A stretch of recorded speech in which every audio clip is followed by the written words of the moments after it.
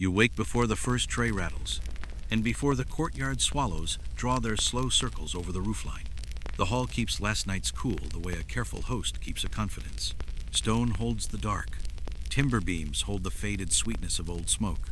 Woven rush mats wait without complaint. You lie still a breath longer, listening to a city you do not yet see, one bell near, another farther, a cartwheel objecting to a rut, someone drawing water with the patient rhythm that makes a rope sing. Morning does not rush you. It merely sets a chair beside you and asks if you will sit in it. You sit up on the narrow pallet you keep along the side wall, tucked behind a curtain that pretends to be privacy and is good enough for that pretense. You smooth the blanket because you always do. Surfaces deserve to begin the day composed. Your knees remember the stone's blunt honesty when you stand. You rub your palm along the plaster where benches and chairs have left shy dents, a fingertip chronicle that never appears in any ledger. Across the room, the window squares begin to separate themselves from the gray. Light drifts in, as if it has paid for the privilege. Your eyes go, as they always go, to the high place. Habit, not worry. The scabello waits there. Carved lilies crisp along its tall back, the walnut dark as old syrup. A plain linen sheet has guarded it from dust through the night. You folded that same sheet at dusk and thought, not for the first time, that linen remembers better than people. The chair stands slightly angled, offering the table its profile while still allowing the room to admire it. It is an accommodating sort of chair, even for someone who never sits in it. You cross to it without performance. You lift the linen, and walnut answers with a soft glow from yesterday's breath of oil. One petal in the carving holds a tiny bruise near the stem, the private flaw you always check for. As if the wood might change its story without permission. The cushion is obedient, neither proud nor thin. You press it with 2 fingers. It yields exactly as a well-mannered cushion should yield for a man who will not be here today. The chair tells you nothing about that. Chairs keep silences better than most men, and this chair is exemplary. You look down the length of the table and find the rest of the morning where you left it. Silver lies where you nested it. Forks with even teeth, knives you honed until they hummed, spoons that expect broth and will not protest wine. Pewter plates stack in measured towers, each waiting its turn to be useful. 2 green and white jugs wait for rinsing. The faintest veil of dust on their shoulders will polish away with the first cloth. You know which cloth and which hand will do it. The order of the day has been taught so many times that it teaches itself. From the doorway, the courtyard offers a square of sky, the color of watered milk. Anyone awake moves softly so as not to disagree with the hour. The well keeps its cover, as a well should. You run a palm along the cedar chest that holds the damask tablecloths. The wood gives and takes as the night's damp draws back. You lift the lid and breathe in the wool and cedar scent that always says, patience, then neatness. The cloth on top is folded exactly to the measure of your arms. Whoever folded it last, perhaps you had an honest quarrel with wrinkles in one. Back in the hall, you spread the cloth along the high table in quiet pulls, aligning the embroidered border with the edge, so the whole line reads calm. The center seam runs straight, not because anyone will praise it, but because a straight seam asks less of the eye. Your palm smooths a small ripple, and it lies down like hair tucked behind an ear. At the high place you draw a little extra slack, so the cloth accepts the scabello's ankles without protest.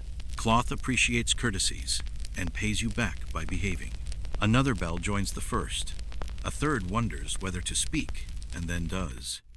The cartwheel, the bucket, and the nearby voice settle into morning together. You coax a coal in the hearth, light a beeswax taper with a sliver of spill, and move along the sconces touching wick to flame. The light is modest, which is exactly enough. Beeswax gives back a hint of honey. Smoke offers the faintest ribbon and then thinks better of it. The walls accept the glow and encourage reasonable voices and good table manners. You take your small wax tablet from its shelf near the door. Yesterday's marks look as they should. Square, unhurried, more useful than elegant. Names sit where names belong. The high place has its simple sign of figure U and the steward share, a private shorthand that makes no request for mystery. You redraw it, not to change anything, only to tell the day that you remember. The stylus leaves a groove that is the same depth as every other morning. Regularity is the only luxury the hall insists upon. You stand before the chair again, longer this time, the way one stands before a window to understand the weather without asking. There is nothing here to decide. The carved lilies do not consult you. The cushion does not petition you. A patch of light climbs the leg, rests on the seat, and pauses, as if tasting the grain. You nod to it like a colleague whose work you trust. If the light wishes to keep the seat company until evening, it has your approval. The chair seems relieved to have a competent companion. Your body chooses the broom without instructions. You sweep from the far wall toward the door in long, even passes that neither hurry nor lag. Dust understands a patient invitation.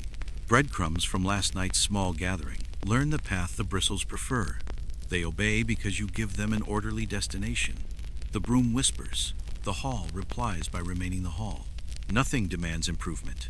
You return things to their good, ordinary selves and decide that is work enough for any morning. Footsteps begin along the corridor, soft soles. A careful cough.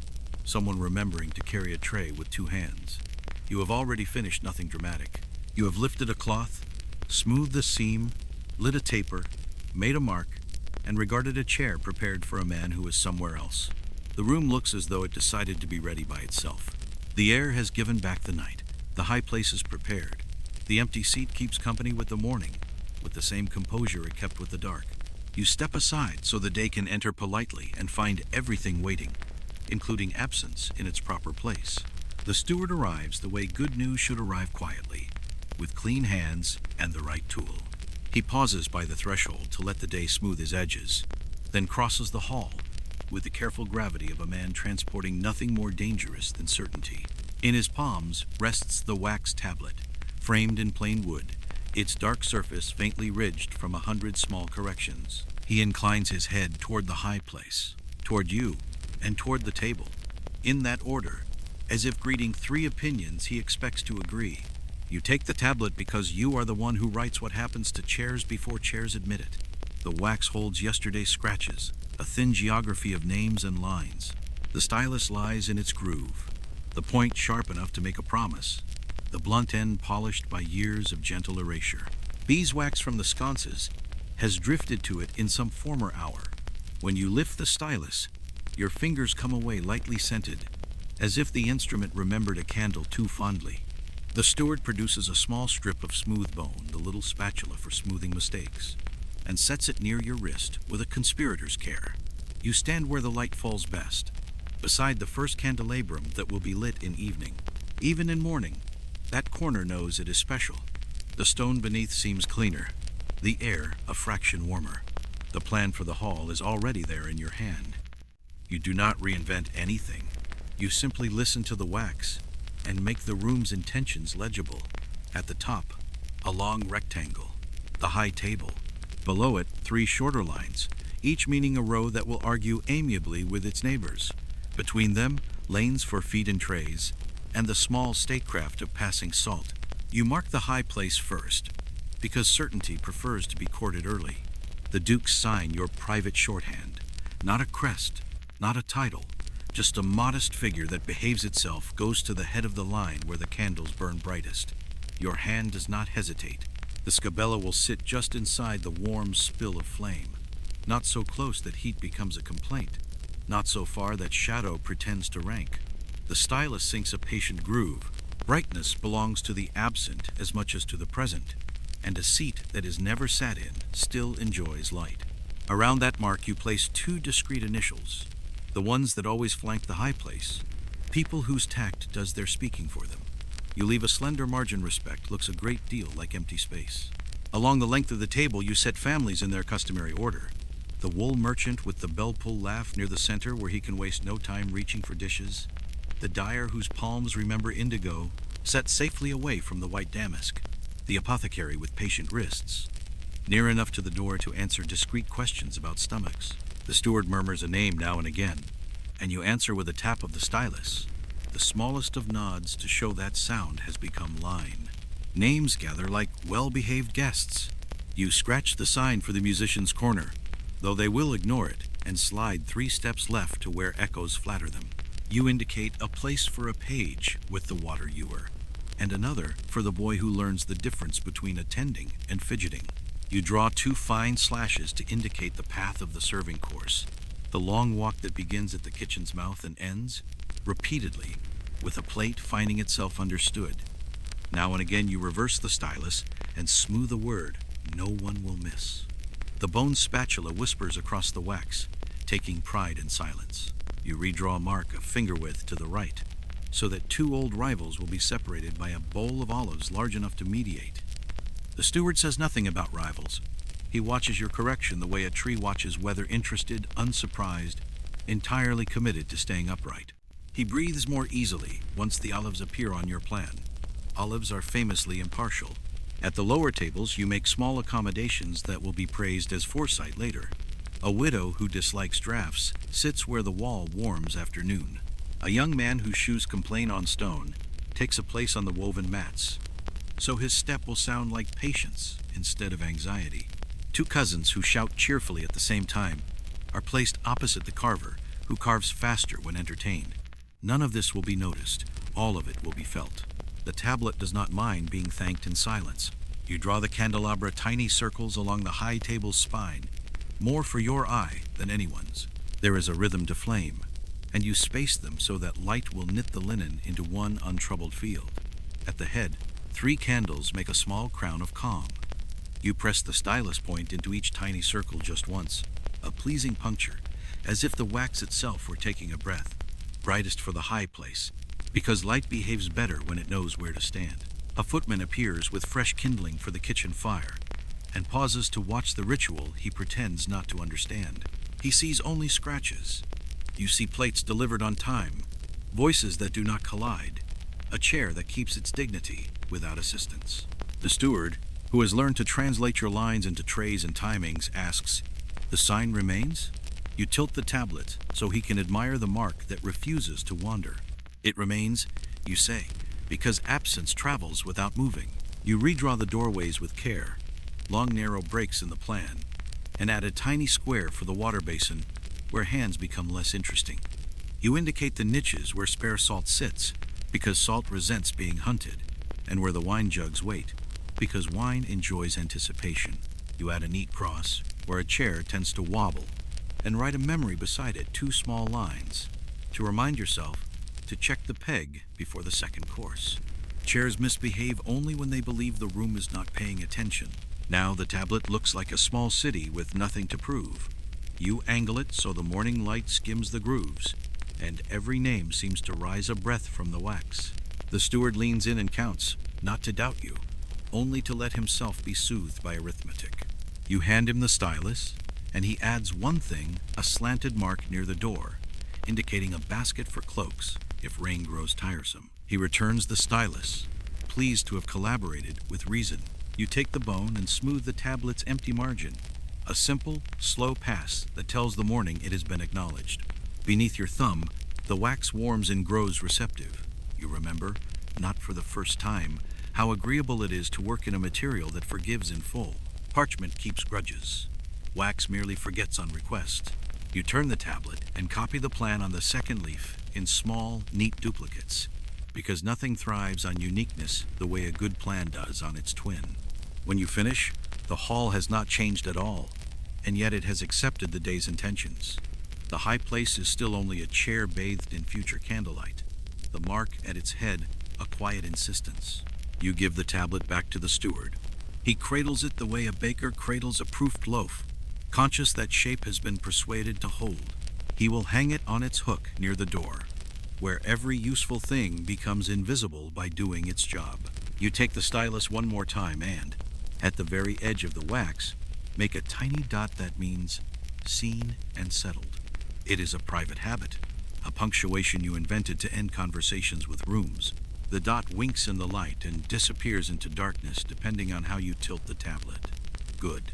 Plans should be readable and shy in equal measure. Outside, a cart passes, the wheel now deciding to agree with the rut. You hear the kitchen breathe a knife-steady music, water thinking its way toward a boil. You look from the tablet to the chair and back again, and the space between them the width of a glance. The weight of expectation feels perfectly measured. The candles will make their crown tonight, whether anyone sits beneath it or not. Brightness does not ask for company. It merely tells you where the center would be, should the day require one. You fetch the small bottle of walnut oil from its shelf, the one that now leans toward your hand out of habit. The glass keeps a captive glimmer even in thin morning, as if it stores a private daylight for you. Beside it waits a square of linen, washed until it remembers nothing but clean. You fold the cloth into a soft brick, corners agreeing with corners, edges aligned in that modest geometry that quiets rooms. The cork lifts with a polite sigh. A mild, nutty breath rises and settles. You set the bottle where your elbow cannot find it by accident, because furniture appreciates caution more than enthusiasm. The scabello stands slightly angled, sharing its attention between the table and the room like a courteous listener. Carved lilies climb its high back in disciplined lines, petals thin as patience. You greet the walnut first with your palm. The surface answers with that dry, civilized drag, the feel of a thing praised often enough to resist preening. You begin at the lowest edge honest work starts, where dust collects. The cloth takes a small coin of oil, and you draw it along the seat's rim in calm strokes that turn corners without debate. Dust has no quarrel with a cloth that proceeds this way. It lifts and leaves without sulking. The rim moves by a shade you could call agreeable certainty, neither shine nor dullness, simply readiness. You slide the cloth under the lip where eyes rarely wander, and where lazy cloths never travel. The unseen parts of chairs support the seen parts. Anyone who doubts it has not argued with a splinter. You fold the linen to a fresh face, and invite a shy corner to stop pretending to be a cave. Your knuckles find a pegged joint. You listen with your fingers. The peg sits flush, firm grain running straight as a quiet sentence. You test the wobble you pretend not to know 2 fingers under the front edge. The faintest rock. The left rear foot murmurs its usual confession. Not misbehavior, biography. From your pocket you bring out the tiny wedge you call your patience. A sliver of seasoned wood polished by thumb and time. Floors sometimes become theatrical. Today, the stone is content with level, and level is content with you. Now the back, a narrow shield of taste tapering toward where a head would pause to feel important. The lilies want a slower hand. You tip the bottle for a whisper of oil and press the cloth into the hollows. Small circles, light pressure, movements that hope to be ignored. The cloth snags on the tiny bruise you check each morning. A harmless blemish near the stem. You do not scold it. You grant it fairness. The same polish as any perfect petal. You fetch the fine brush and tease the last pale dust from the recesses, bristles speaking the smallest consonants against grain. At the crest you find the joiner's intention, a line so modest it reads as confidence. He once said the board had wanted to be a door, until it learned that doors are polite only until they slam, while chairs must behave continuously. You stroke the edge where a palm might rest, where a palm ever permitted. The wood feels convinced by its vocation, and you polish that conviction the way paths are kept, by repeated passes that leave little trace beyond calm. A sunbeam auditions across the seat. You let it. Light is a supervisor with opinions, useful if brief. It shows where your circles could be more patient, and where the grain would rather be leaned upon than pressed. You comply. The surface gives back a low, loyal glow that stops well short of vanity. The bruise refrains from drama. Even flaws take the hint in this room. You turn the chair by an inch and attend the rear face, the side that converses with the wall, and almost no one else. There lives a small diagonal scratch from a long-ago move that only you and the wall remember. Your cloth crosses it with the same care you gave the lilies. Finished, the scratch remains a scratch, but now it looks groomed, like a thought allowed to stay after learning manners. You smooth the lower crossbar and feel the faint ripple that keeps you honest about wood being once alive. The cushion returns to the seat. You tie its cords in a bow that yields easily in theory and never does in practice. With the cloth nearly dry, you press along the piping for dust's self-respect. 2 fingers test the center yes. The yielding remains polite. The promise of comfort still precise. Because the chair belongs to the table, you pass the cloth once along the table's edge, where a sleeve might rest, and once along the neighbor chair that secretly envies the attention.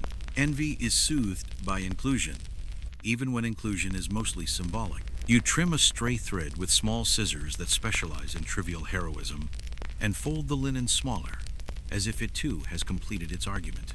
When you are satisfied, and satisfaction here is merely the sudden absence of excuses to continue, you set the cloth well away from the bottle and kneel to regard the pegs. Pegs tell the truth. Flush, clean, neither proud nor shy. The wedge returns to your pocket, modest superstition restored. The hall scent has shifted by a thin degree. Beeswax keeps its soft sweetness, joined now by mild walnut and the paper-clean smell of linen. You shake the dust hood once in a shaft of light, let threads settle, and drape it over the back. A final stroke down the chair somewhere between blessing and inventory, and you step aside. Whether anyone sits is no concern of the polish. Before you leave the high place, you glance at the nearest candelabrum wicks trimmed, cups clean, base steady. Later, the flame will admire itself in the walnut, and the walnut will remain unimpressed, which is ideal. You replace the bottle on its shelf, fold the cloth along its learned creases, and set both where your hand will find them without thinking at dusk. The floor stays level. The air feels combed. The light minds its manners. You walk away at the same careful pace you began, so the room can continue believing it arranged itself. The cedar chest opens with the small sigh of a thing that has waited politely and is pleased to be needed. You lift the lid with both hands because cedar approves of ceremony. Cool resin breath rises half forest, half arithmetic. Inside, folded damask lies pale as skimmed milk, heavy as a courteous promise, bordered with lilies that learned geometry and vines that forgot to hurry. Your palm rests on the top layer. The cloth keeps the nights faint, even chill the way a careful host keeps his voice low. You slide both hands beneath the first piece and raise it with the steady confidence of habit. Linen respects hands that seem unsurprised. The weight settles across your forearms like a well bucket. Not heavy, simply honest. You carry it to the loggia where morning keeps better manners. Arches frame watered plaster sky. Swallows write tidy punctuation. A cart considers a clatter and declines. You drape the damask over the rope you set yesterday and give it breath to remember day. The breeze tests a corner, finds no mischief, and agrees to be useful. You smooth the border with the side of your hand and ask a ripple to retire from public life. The pattern answers at once. 1,000 tiny shadows turn the same way, as if the cloth has aligned its mind. You open remembered folds, one for the seam, one for the center, one for the border that must read as certainty. The fabric gives the dense, fluent slide only patient weaving provides. Back at the chest, you lift the second cloth, broader for the lower tables that collect appetites and harmless stories. You know it by the double ladder of its border, 2 vines climbing in parallel, never meeting and never troubled about it. Lavender sachets have kept moths usefully occupied elsewhere. Cedar has kept the rest of the world outside. You pass the scabello, which watches everything while doing nothing, a talent some men study for years. On the rope, you give the second cloth its place with wooden clips, spaced by the width of your hand. Cloth appreciates being believed. The breeze returns, more decisive now, and the damask agrees to a restrained billow confidence without vanity. Along the selvage, a faint frown tries to settle. You pass your knuckles and the frown remembers to be linen. The arch lays ladders of shade over the field. Shade climbs and descends without argument, and your temper silently imitates it. The third piece is the narrow runner for the serving board, the path along which dishes travel with dignity. Its weave is tighter, its figure modest. Small pomegranates that would be dots if they had less ambition. You lay it across the chest while your fingers find the tin of pins you rarely need but always like to locate. You do not use them. Instead, you touch the tiny red thread you knotted months ago to mark true center of private courtesy from your earlier self. Still dependable. A footman brings a bowl of clean water, sets it by the chest, and disappears before the water has opinions. You wet a spare cloth, wring it steadily, and wipe the rim where dust holds quiet meetings. Cedar accepts the attention as if admiration were a wage. Under the next layer, weight, the napkin squares folded into squares, neat as decisions. You count them softly because numbers make order sound like a lullaby. 20, 21, 22. None object. A drifting hem shows intentions beyond its rank. You answer before intentions become policy. 3 small stitches, tidy as commas, persuade it to remain a hem and not a conversation. The needle behaves like a well-brought-up fish, The thread obeys with a small sigh. Knot, tug, trim. The mending box walnut sliding lid opens and closes with an agreeable hush, a sound that thinks well of you. By now the first cloth's cool has begun to remember warmth. You lift one edge and let air cross from one side to the other like a well-bred guest. The scent is faint, clean linen with a rumor of cedar and a memory of lavender present enough to reassure, absent enough to avoid boasting. You flatten the center seam, it consents. The border reads as one sentence, rather than several small opinions. Somewhere below, a bucket rope taps a rhythm, and stops when recognized. At the bottom of the chest lies the reserve cloth, the one for catastrophe, folded 1 degree too carefully. Catastrophe does not arrive while it waits. You pat it as one pats the arm of a sleeping friend, and close the lid with both hands, because gratitude should be tidy. Your palm lingers on the cedar. Resin and time have shaken hands inside this grain. The brass hasp drops, and the chest returns to being furniture instead of a small forest disguised as a box. You leave the cloths long enough to gather the idea of day and release the idea of night. They become themselves by being briefly unattended. You attend them anyway, because attention is your profession. When you take them down 1, 2, 3, you fold along the routes they prefer, letting pattern teach your hands where the spine wishes to be. Each fold accepts the one before it, like sentences that know their paragraph. Your arms fill with a measured weight. You carry that weight back into the hall. On the table, you lay the runner first to teach the surface humility, then the lower cloth, then the high cloth, each with its exact drop, each corner remembering the handshake it owes its opposite. Your palms move outward, smoothing air more than fabric. The center seam disappears into cooperation. Around the scabeo, you leave a breath of slack, so the linen will not resent intimacy later. The rope on the loggia goes back to being merely a line, which is all it ever wanted. You collect the clips, coil the hemp, return the pins to their tin, and tuck a lavender sachet among the napkins, because good habits are the only luxuries you can afford in bulk. The loggia forgives your absence. The hall receives the linen, as if it had grown there overnight. You look once along the long white plain you have made, and find no grievance strong enough to postpone supper. This is the pleasure. A table that asks nothing heroic of the evening, only small, civilized tasks in reasonable order. You do not bow to the cloth. You do not congratulate yourself. You do not ask the chair for its opinion. You take one last straightening pass with the back of your hand, and feel the weave press gently against your skin, acknowledging that you and it will continue your partnership after the noon bell. Then you step away. The air returns to being air. The city returns to being city. The linen returns to pretending it arranged itself. You step into the street with the city at its quietest ambition, the hour, when it wants bread more than conversation. The flagstones have cooled into their best manners. Arches hold mourning the way a palm holds water. Shutters open with the patient clack of wood greeting day. Your basket hangs from your arm with a familiar expectation, the woven rim polished by years of being useful. You walk toward the Mercato Vecchio because the market is a promise the city keeps, even when it forgets other promises. Swallow stitch above, laundry confers from windows. A wooden pail knocks a cadence. The polite percussion of civilization, awakening again on schedule. Smells arrive in a neat procession. Yeast first, then warm milk easing its way into air, then a thin thread of fennel that finds you with the accuracy of a memory. Farther down the lane, a knife greets a board in quick, tidy strokes. Cloth rustles. A bolt of voices loosed and tamed. You keep your pace even. Markets prefer buyers who move as if prices were a delicate subject. A man passes with a yoke across his shoulders, 2 baskets swinging with a well-practiced compromise. He nods. Your basket nods back. Your shoes learn each stone as if relearning it were a craft. The Mercado holds itself together with awnings and rumors. Stalls lean companionably. Poles remember which rope belongs to them. Canvas develops a theology of shade. The first vendors raise their hands in gestures that could mean hello or value or both. You reply with the currency of eyes and the smallest tilt of your head. You buy with glances long before you pay with coins.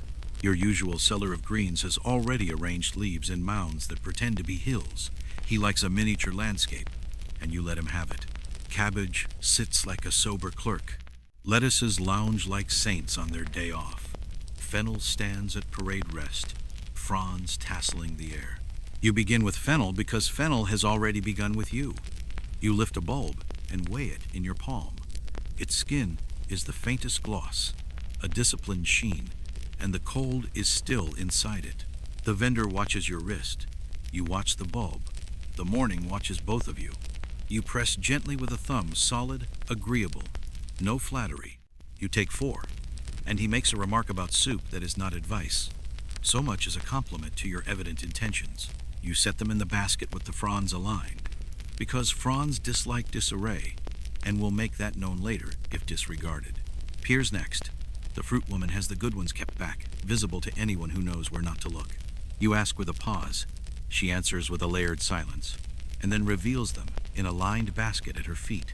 Small, firm, with freckles like decisions. You lift one to your nose. The scent is there, not urgent. A soft rumor of sweetness that will volunteer itself at the proper hour. You choose the pears the way you choose seats, in pairs that behave well together.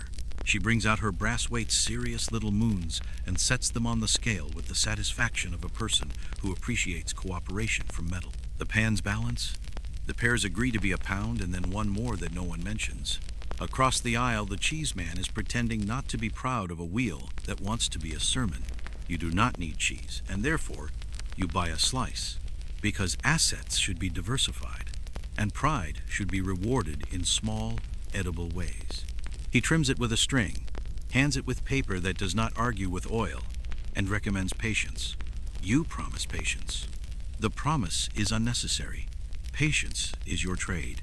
Near the edge of the market, a fishmonger combs scales from a skin with stripped-down artistry. You drift past with the courtesy owed to a specialist, and leave him to conduct a dialogue with the tide. Haggling begins, as it always does, as theater, and ends, as it always should, as arithmetic. A neighbor wishes to rehearse lines she learned from her grandmother about the price of herbs.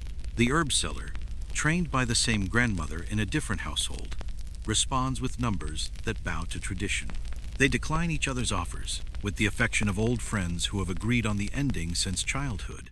A shrug is exchanged. Money travels the last finger width from palm to palm.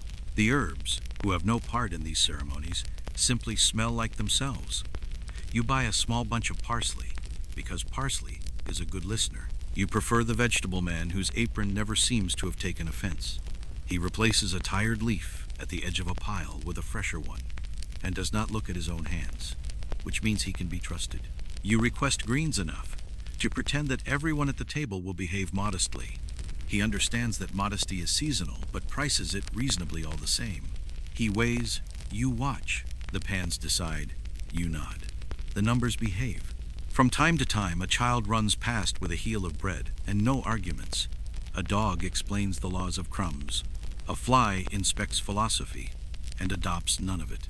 A gabelier stands under a doorway, testing the weight of his own attention. You drift away from his shadow, not out of fear, but because shade is for produce. The sun climbs a hand's breadth. Awnings adjust with soft creaks and the reasoning of knots. You pass a table of onions plated like restrained laughter. You look. You approve. You decline. The onion woman will remember your approval and sell you better onions when you want them. Markets respect the compliments you do not say aloud. At the corner where voices cross without colliding, you pause to consider olives. Here are the calm, matte ones that recall hills. There the glossy small ones that remember brine as a profession. The man behind the bowls looks at you the way a librarian looks at a reader already committed to a book. You ask for 2 handfuls of the impartial kind, because tonight they will sit between people whose opinions should be redirected toward chewing. He measures with a scoop, taps the side of the bowl twice to release clinging loyalties, and pours your ceasefiring into a paper twist. You feel the weight. Your pocket acknowledges a future without arguments. A woman selling flowers has collected the morning's first resignations into a small bouquet marigold, rosemary, a sprig of something that refuses to introduce itself. You buy it, not because the table needs it, but because the kitchen will enjoy thinking it was unexpected. She makes the price smaller than the bouquet, and smaller again when she sees where you pin the sprig. At the basket's rim, so it can supervise fennel without condescension. The market continues around you like water, around a stone that believes in not moving. You make your last circuit, checking for sudden ideas disguised as produce. None present themselves. Good. Sudden ideas rarely wash bowls. You balance a pear in your hand for the walk back not to eat, just to remember softness exists as an option. The path home repeats itself obligingly. The stones are the same stones. The sounds are the same sounds. Your basket is heavier in the proper way. At the hall door you pause as you always pause, letting the market fall from your shoulders the way a shawl slips from a chair. The hearth smells of beginnings. The linen keeps its pale composure. The scabello neither welcomes nor disapproves of pears.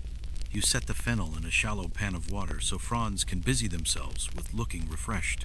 The pears go onto a folded cloth, separated just enough to feel admired. The greens claim the big earthen bowl where they will become multiple, then obedient. A single olive escapes. You catch it, give it amnesty, and make a note to thank it later for volunteering to check the floor. You check the wax tablet with your eyes only. No name has moved. Absence remains seated in the brightest place. You put the parsley where it will be found by the hand that needs to find it without looking. You wash the air from your hands and accept the day's very small applause. The sound of water finishing its thought in the copper basin. The market is over for you. For others, it will continue until noon, then yawn, then sleep. You return to your tools. The hall looks glad to see produce. The chair looks exactly as it should, ready for a guest who will not arrive. You set a pear on the sideboard, where light can teach it another shade of itself, and the morning takes this as your principal statement. The first knock belongs to the baker's boy, a careful thud that respects sleeping doors. You open before the second. Punctuality is its own form of bread. The boy carries a wicker tray longer than his arms will be when he is fully grown. Behind him, the master comes with a shoulder yoke and 2 baskets that have survived more mornings than some promises. The smell that enters is not loud. It is disciplined warmth grain that became itself, water that remembered a river, salt that finished a sentence. You stand aside and let the baskets cross the threshold, as if they were old friends who do not require introduction. They set their burdens near the sideboard, between shadow and sense. On one basket lies the ratified stalemate of yesterday's roundels, dried to the honest stiffness trenchers prefer. On the other, the morning's fresh loaves rest under linen that has opinions about heat. The master greets you with the economy of a man who speaks in weights. You answer with the economy of a person who speaks in measures. He frees the cloths. Steam decides to behave and rises in thin, well-brought-up lines that make no speeches. Trenchers first, because old duties clear the way for new appetites. You pick one up and knock its underside with your knuckle. The sound answers hollow and satisfied, the note of a drum that only wishes to hold gravy. You test a second, a third. One still carries a damp thought. It does not sulk. It simply isn't ready for company. You set it near the window to continue its studies in dryness. The rest stack in pairs, rough face to rough face, obedient as tiles. The boy watches the ritual with the grave absorption of apprentices and cats. He learns that bread can be furniture, and that furniture can be bread, provided both remember their manners. You bring forward the brass balance that belongs to the house, pans polished by habit and argument. The master produces his iron moons from a pouch and lays them out in a row like a family gathering half, quarter, eighth each, with the authority of geometry. You lift a new loaf to the scale. The crust meets your palm with the firm, unambiguous thump you learned to love before you knew the word for it. The needle settles. The weight agrees. The master nods the way. A tree nods to rain. He exchanges loaves for coins and satisfaction, in equal measure. You carry one loaf to the board and listen, while your knife proves it is sharp without showing off. The crust creaks in the language of small earthquakes. The crumb parts like a crowd that has decided to cooperate. Inside, the smell remembers fields and a careful fire. You press your thumb against the cut face springy. No sulkiness. A heel goes to the kitchen with a nod toward the morning pot. The cook will invent uses that are not inventions at all. Thickening, soaking, persuading, keeping a quiet broth company so it does not feel it must be interesting. The boy swaps the empty trencher basket for the fresh loaf basket and holds the handle as if it were a promise that will come due in 40 years. You show him the chalk marks on the board, ends the little letters that warn chairs whom they will suffer gladly. He laughs at one initial, as if it tickled him personally. You teach him the trick of stacking trenchers with a tiny offset, so sauces find a place to wander without attempting escape. He nods, already intending to steal the tip, and consider it his one day, as apprentices are meant to do. The master inspects your scale out of professional courtesy, finds it sufficiently honest, and pretends he knew it would be. He shows you the bakery's stamp, two neat lines pressed faintly into a crust, and points out where the seam sits. Not on top, not underneath, but at a gentleman's angle where steam can depart without taking offense. You admire this public-spirited seam, and promise to remember it knowingly later when someone compliments a crust you did not bake. You lay aside 3 roundels you reserve for the high table, 2 for the flanking places, and 1 for the empty seat, because absence should have the same equipment as presence. The boy's eyes flick to the scabello and then away, learning a piece of house philosophy without hearing it. You put the reserve trenchers on the warmer, so their stiff courtesy will be tempered by agreeable heat. No one will notice? No one should. From the back door, a draft remembers it is morning and crosses the floor in measured steps. You let it test the basket of fresh loaves. Linen bellies slightly and then settles, modest as a curtain that knows its place. With the side of your knife, you brush loose flour from the board into a neat line that becomes a smaller line that becomes a nothing. You tilt the board so the nothing falls where it can make no remarks. The board, grateful to be restored to its exact woodness, rests like a citizen after voting. Coins change hands, the sum exactly what the sum should be. You write a tidy note in the ledger bread.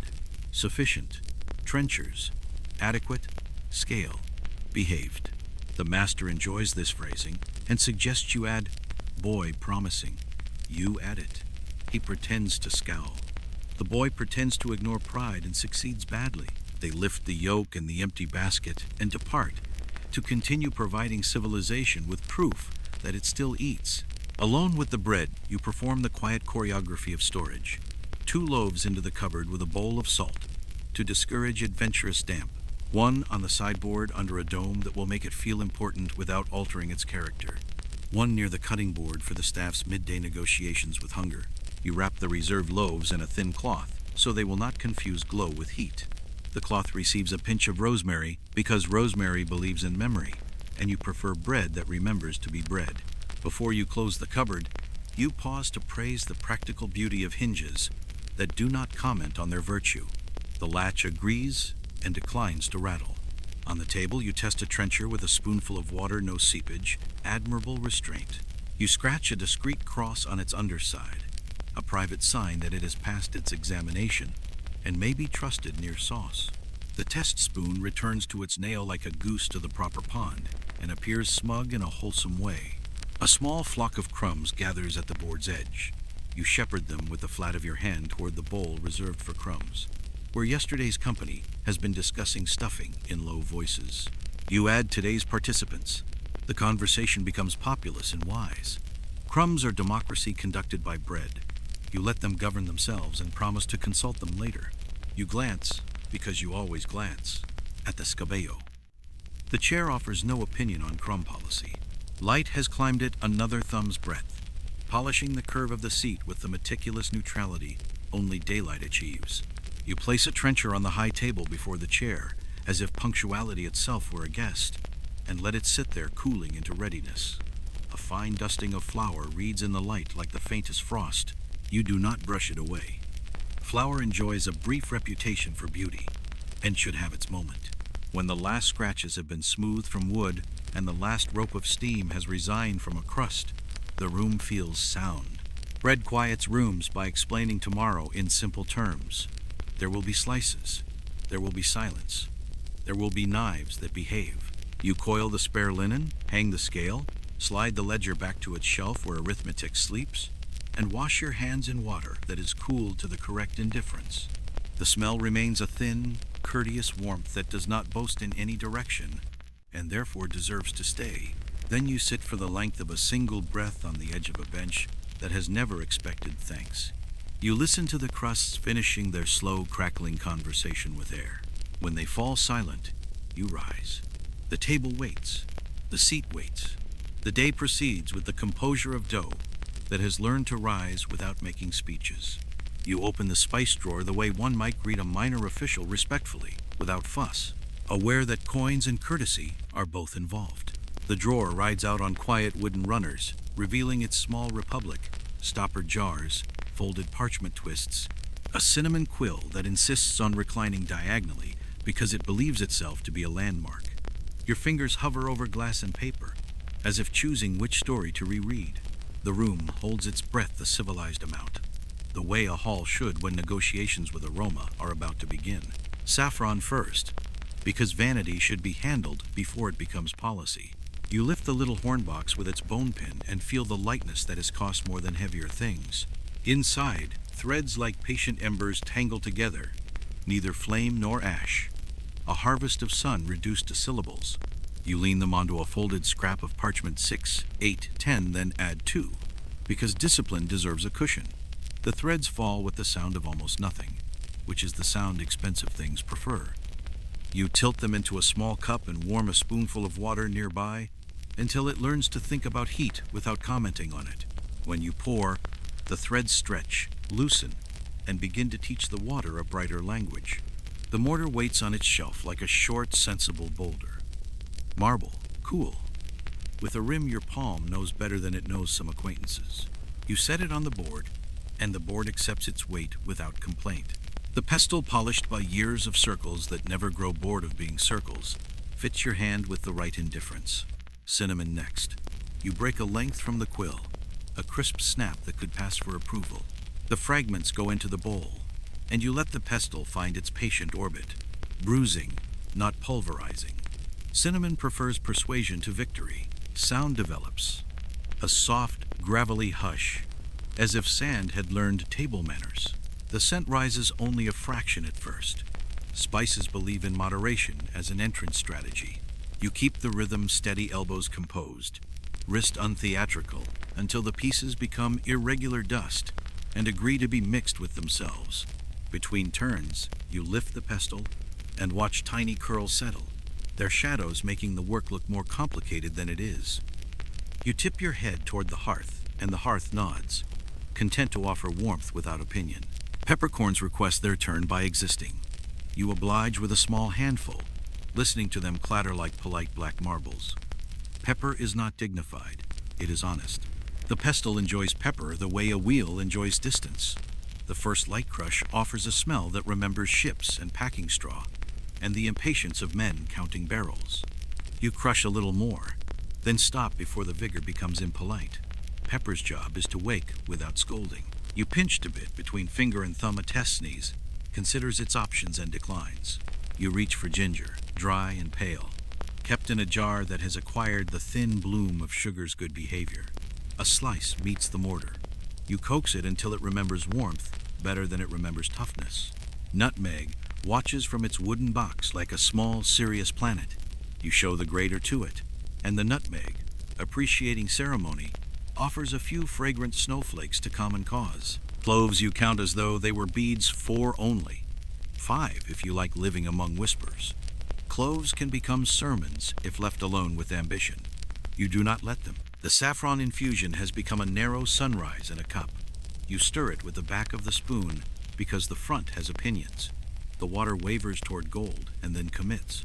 You lift it to the light because light enjoys praise. Threads drift like tidy comets. A fingertip touch leaves your skin faintly perfumed and faintly guilty. You set the cup near the hearth to keep its courage, out of the way of elbows, beyond the reach of anyone who would confuse curiosity with participation. You fold a parchment cone for the cinnamon pepper mixture, the way schoolboys fold intentions they intend to release later. The powder tucks itself in with gratitude. You write a small mark on the cone that only you can read, a reminder of where this perfume wishes to get itself involved. A second cone for the ginger nutmeg clove company, because alliances need borders. Near the back of the drawer, the anise hides so it won't be asked to sweeten situations above its rank. You let it hide. Not every spice must be summoned simply because the drawer opened. Sugar sits in its earthen jar, a luxury that pretends to be a tool. You lift the lid and the crystals answer the light with restrained gossip. You will want a spoon later, only enough to make the broth remember a story about kindness. Besides sugar, salt waits like a law. You touch the lid with 2 fingers in the same brief acknowledgement you give to thresholds and saints. There, the kitchen recognizes the treaty between sweet and stern, and so do you. You clean the mortar with a twist of dry cloth, leaving the faintest spice ghost to bless whoever uses it next. A second mortar, smaller, made of bronze, comes forward for more delicate negotiations. Into it, you slide a few coriander seeds. They roll in with the curious dignity of visitors who wonder whether they're early. You warm them first in a dry pan, until they remember to be interesting, then crush while they are still boasting quietly. The smell lifts citrus and old wood having an unhurried conversation. It will go somewhere mild, perhaps into a sauce that expects to be called moderate, and will secretly enjoy that title.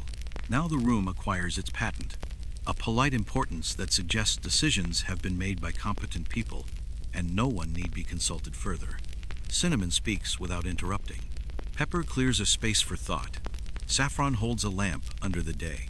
You tidy the powders into their labeled calm, and wipe the board with the economy of someone who has discovered a crumb that belongs to bread, and a dust that belongs to spice, and keeps each in its parish. You look to the wax tablet as if it might have opinions about ratios. It does not. Wax respects kitchens by minding its own events. The organizer in you imagines courses meeting flavors without collisions. A broth first, saffron for a flattering color, a drop of sweetness to make the tongue consider gratitude, a patience of pepper that declines to be noticed. Later, a roast persuaded by cinnamon's warmth rather than pepper's boast, a pear half poached in wine, shown the smallest slice of ginger so it will not fall asleep on the plate. You do not write any of this. The room has copied it already. The pestle returns to its hook. The mortars resume their stony discretion. You tap the edge of the board twice to signal to yourself that instruments have been thanked. The cupboard door closes with the virtue of an action that ends properly. On the way back to the hall, you carry the saffron cup as one carries a candle in a hallway that does not require a candle. Comfort outranks necessity in certain narrow cases. You set it by the hearth where its color can supervise the day without joining in. Before you leave, you breathe once over the drawer slowly, through your nose the way a steward breathes over accounts after balancing them. The air returns honeyed, resinous, a little like distant rain that changed its mind. You are not proud of the smell. You are satisfied with it. Pride performs. Satisfaction stacks chairs. You slide the spice drawer home. It goes easily, like a sentence that found its period. The hall beyond looks the same as before. The high chair does not remark on perfume. Good. Chairs should not have opinions on everything. The day, having acquired its quiet crown of scent, proceeds. The cooper arrives with the particular gravity of a man who has brought both a hammer and permission. His apron smells of steam, oak shavings, and the faint iron courtesy of hoops. He nods to you, to the hearth, and then to the shadowed corner where the cask is weighted, patient as a law. Vernaccia, chalked in a hand you recognize from another afternoon. Beneath it, your own small mark from last week's inspection sound. The cooper runs his palm around the belly of the cask, the way a doctor listens to a chest, not prying, merely confirming that wood remembers how to hold its breath without fuss. You clear the path and bring a low stool. Not for him coopers tend to their own geometry, but for the jug that will receive first impressions. The cask sits on its cradle, staves swollen with honorable service. The cooper taps the hoops one by one, half singing with the mallet. The metal answers in different, private vowels. He shows you the bung like a magician showing an egg plane, honest, pretending to be less important than it is, and levers it free with the short, sensible tool that never introduces itself. The air that escapes is clean and a little shy. Straw, apple skin, a hint of stone that has never learned to brag. You set your measuring stick within reach, a slender piece of ash carved with the quiet arithmetic you love. Marks for full, marks for prudence, marks for you alone. The cooper lifts the spile, a tapered vent to his lips, moistens it with the casual reverence of habit, and finds the right point on the stave, a thumb's breadth down from the bilge. A light tap to test, another to commit, And the wood makes that soft, resigned sound all wood makes when it accepts a new job. He draws the spile away. A bright thread appears, and then hesitates. You lift the waiting jug. The thread learns to be a stream. At first the wine shows the last argument it had with the cask. A wisp, the palest breath of cloudiness the way morning is cloudy. The cooper's eyebrow says yes. Your jug says keep going. The stream clears as if someone decided to stop telling stories and admit what happened. Pale gold, modest, a color that sounds like a polite bell. The scent grows a little bolder sun on stone steps. A market stall just before noon. An almond that stayed to listen. You let the first jug fill only halfway. First cups belong to kitchens and tests, not to guests or songs. That is a rule written nowhere and obeyed everywhere. The tap plain wood, well rubbed with oil, goes in with 3 sure strokes. Not forced, not timid. Taps dislike extremes. The cooper turns it with 2 fingers, and now the stream can be disciplined. A ribbon, a thread, a decision. He hands the handle to you, because house wine prefers the house hand. You open and close the little river by the width of a thought. The cooper listens for leaks with his cheek. The cask hums to itself, satisfied. He steps back, leaving you alone with the arithmetic you have been anticipating all morning. Your stick goes down through the bunghole, straight as good gossip, angled to the belly's deepest certainty. You draw it up slowly so numbers can dry in peace. The wet mark stops well above prudence. You smile the small smile you keep for accounts that balance, and for wheels that do not squeak. On the head of the cask you chalk a new line beside last month's mark, not to scold time but to encourage it. Below, you add a symbol that means the level today has opinions that can be indulged. In the ledger, you will write it as a number. Here, among staves and chalk, you let it be a sign. The first jug, half full of fledgling clarity, goes to the kitchen.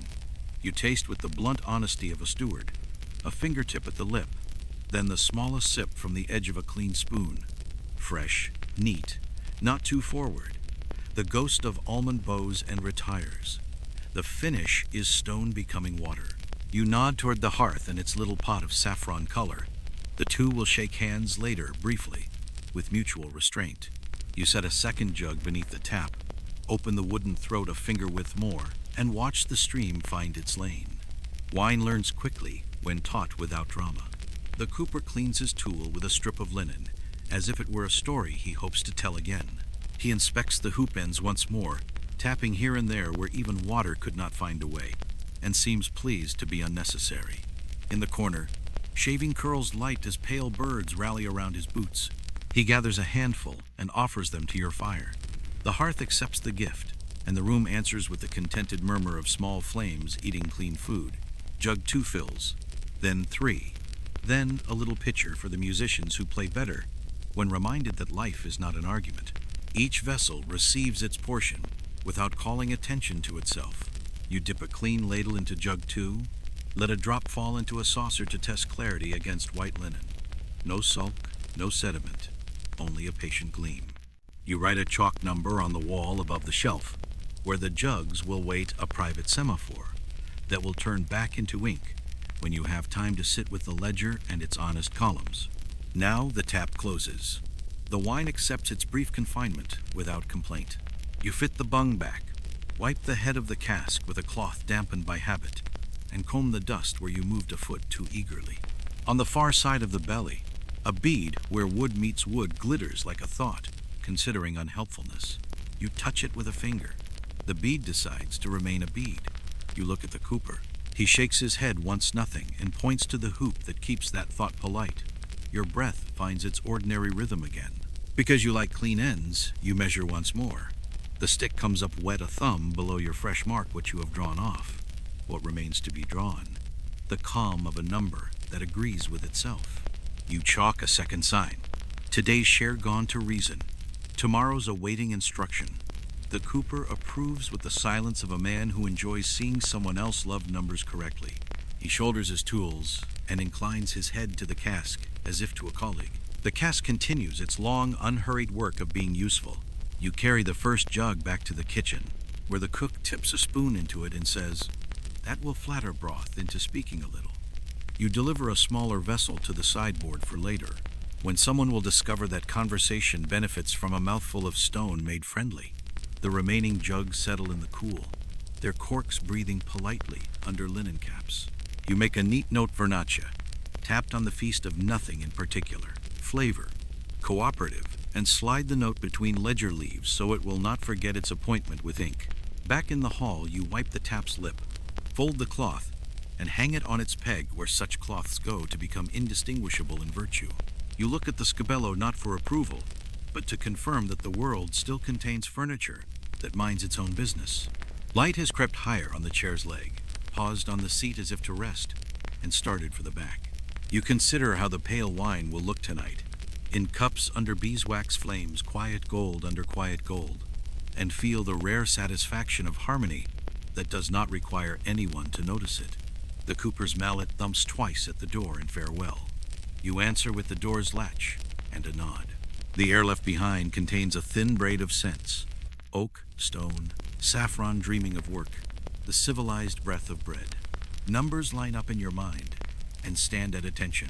You draw a small chalk line on the sideboard to represent jugs filled, and another to represent jugs promised.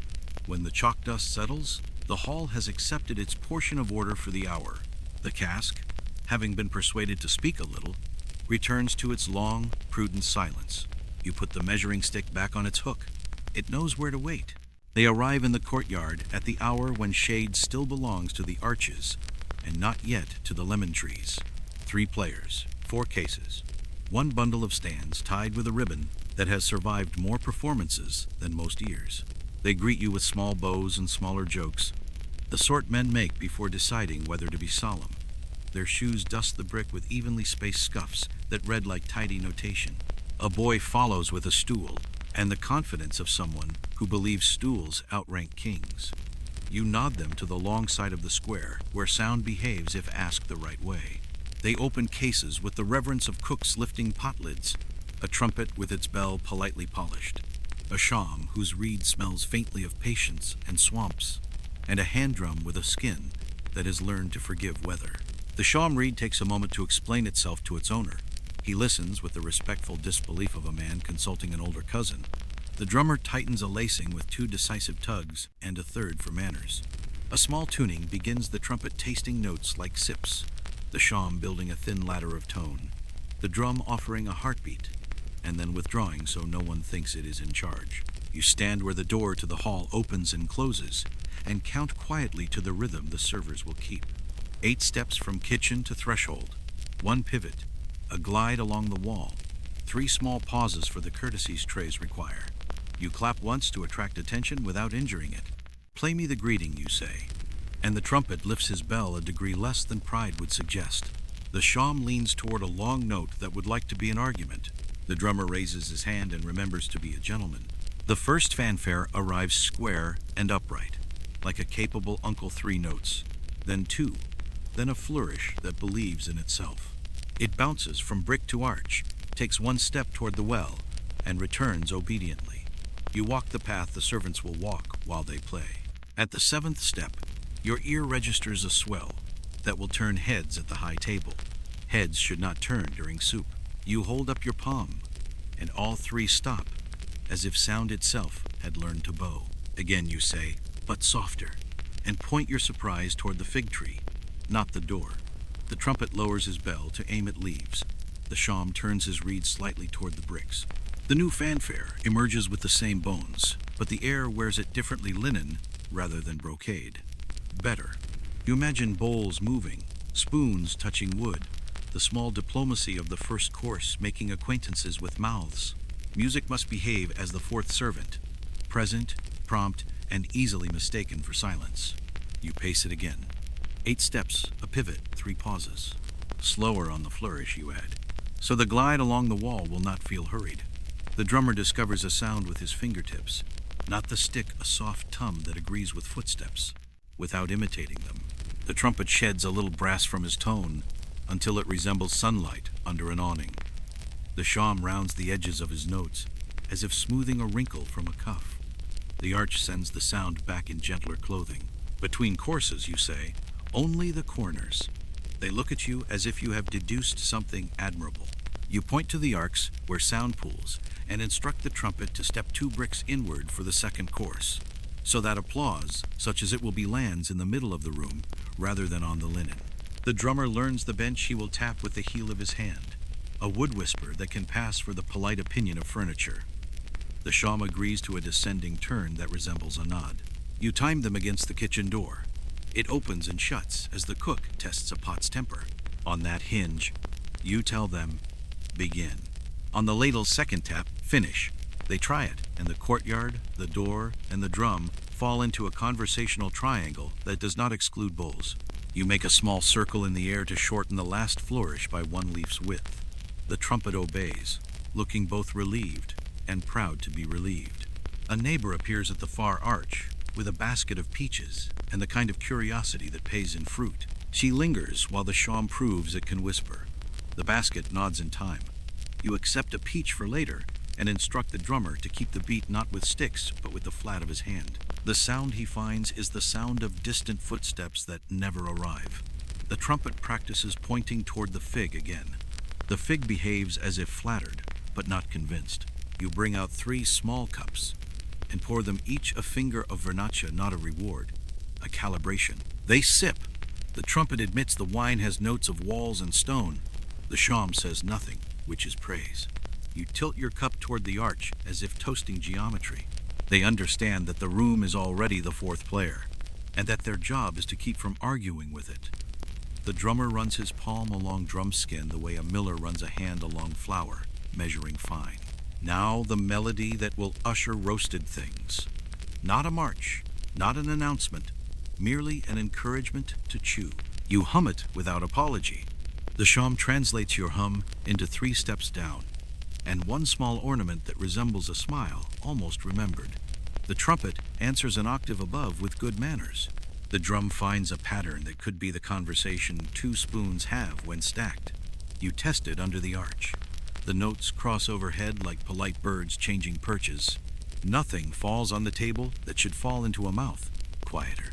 You say once more, because experience proves that men who can play softly can play softer still. They accept this as a compliment. The trumpet wraps a strip of linen around his bell's rim, tied with a practice knot that looks like modesty. The sham warms his reed with 1 breath less authority. The drum loses the stick entirely and becomes a lap for hands. They play again. This time the air agrees to carry the shape without the weight. You walk to the high place and look back at them as if you were absence arriving precisely on time. Music should lift its head to greet, then bow out of the way. You make a closing gesture with both hands, palms down like smoothing a sheet, and they taper into silence that feels like silk being put away. Between bread and soup, a greeting. Between soup and roast, a blessing so small no one hears it, and everyone eats better. Between roast and pears, a memory of the first greeting, but quieter still. They nod as if cued by a sensible saint. The boy with the stool tries the fanfare on his lips without instrument, and discovers his mouth cannot be a trumpet. Good. He will master stools instead. You send him for water. The players loosen their hands and tighten their laces. You have them play once for the empty hall door open, linen reflecting, chair listening. The notes enter, look around, find their places, and sit without scraping their benches. The scabeo, generous as furniture can be, grants them the compliment of nonchalance. Because rooms like to be reminded of their borders, you walk the courtyard's perimeter while they play a final time. At the well, the trumpet's edge sharpens. You raise 2 fingers and he files it down. Under the lemon tree, the sham grows too sweet. You tilt your palm, and he adds a breath of stone. By the stair, the drum echoes. You point him 1 step left, and the echo remembers its manners. The trio completes the circuit at the door with the small satisfaction of people who have just behaved correctly in public, satisfied that nothing in the sound will ask the room to choose sides. You thank the players with the exact degree of warmth that encourages obedience and discourages enthusiasm. Enthusiasm believes halls are theaters.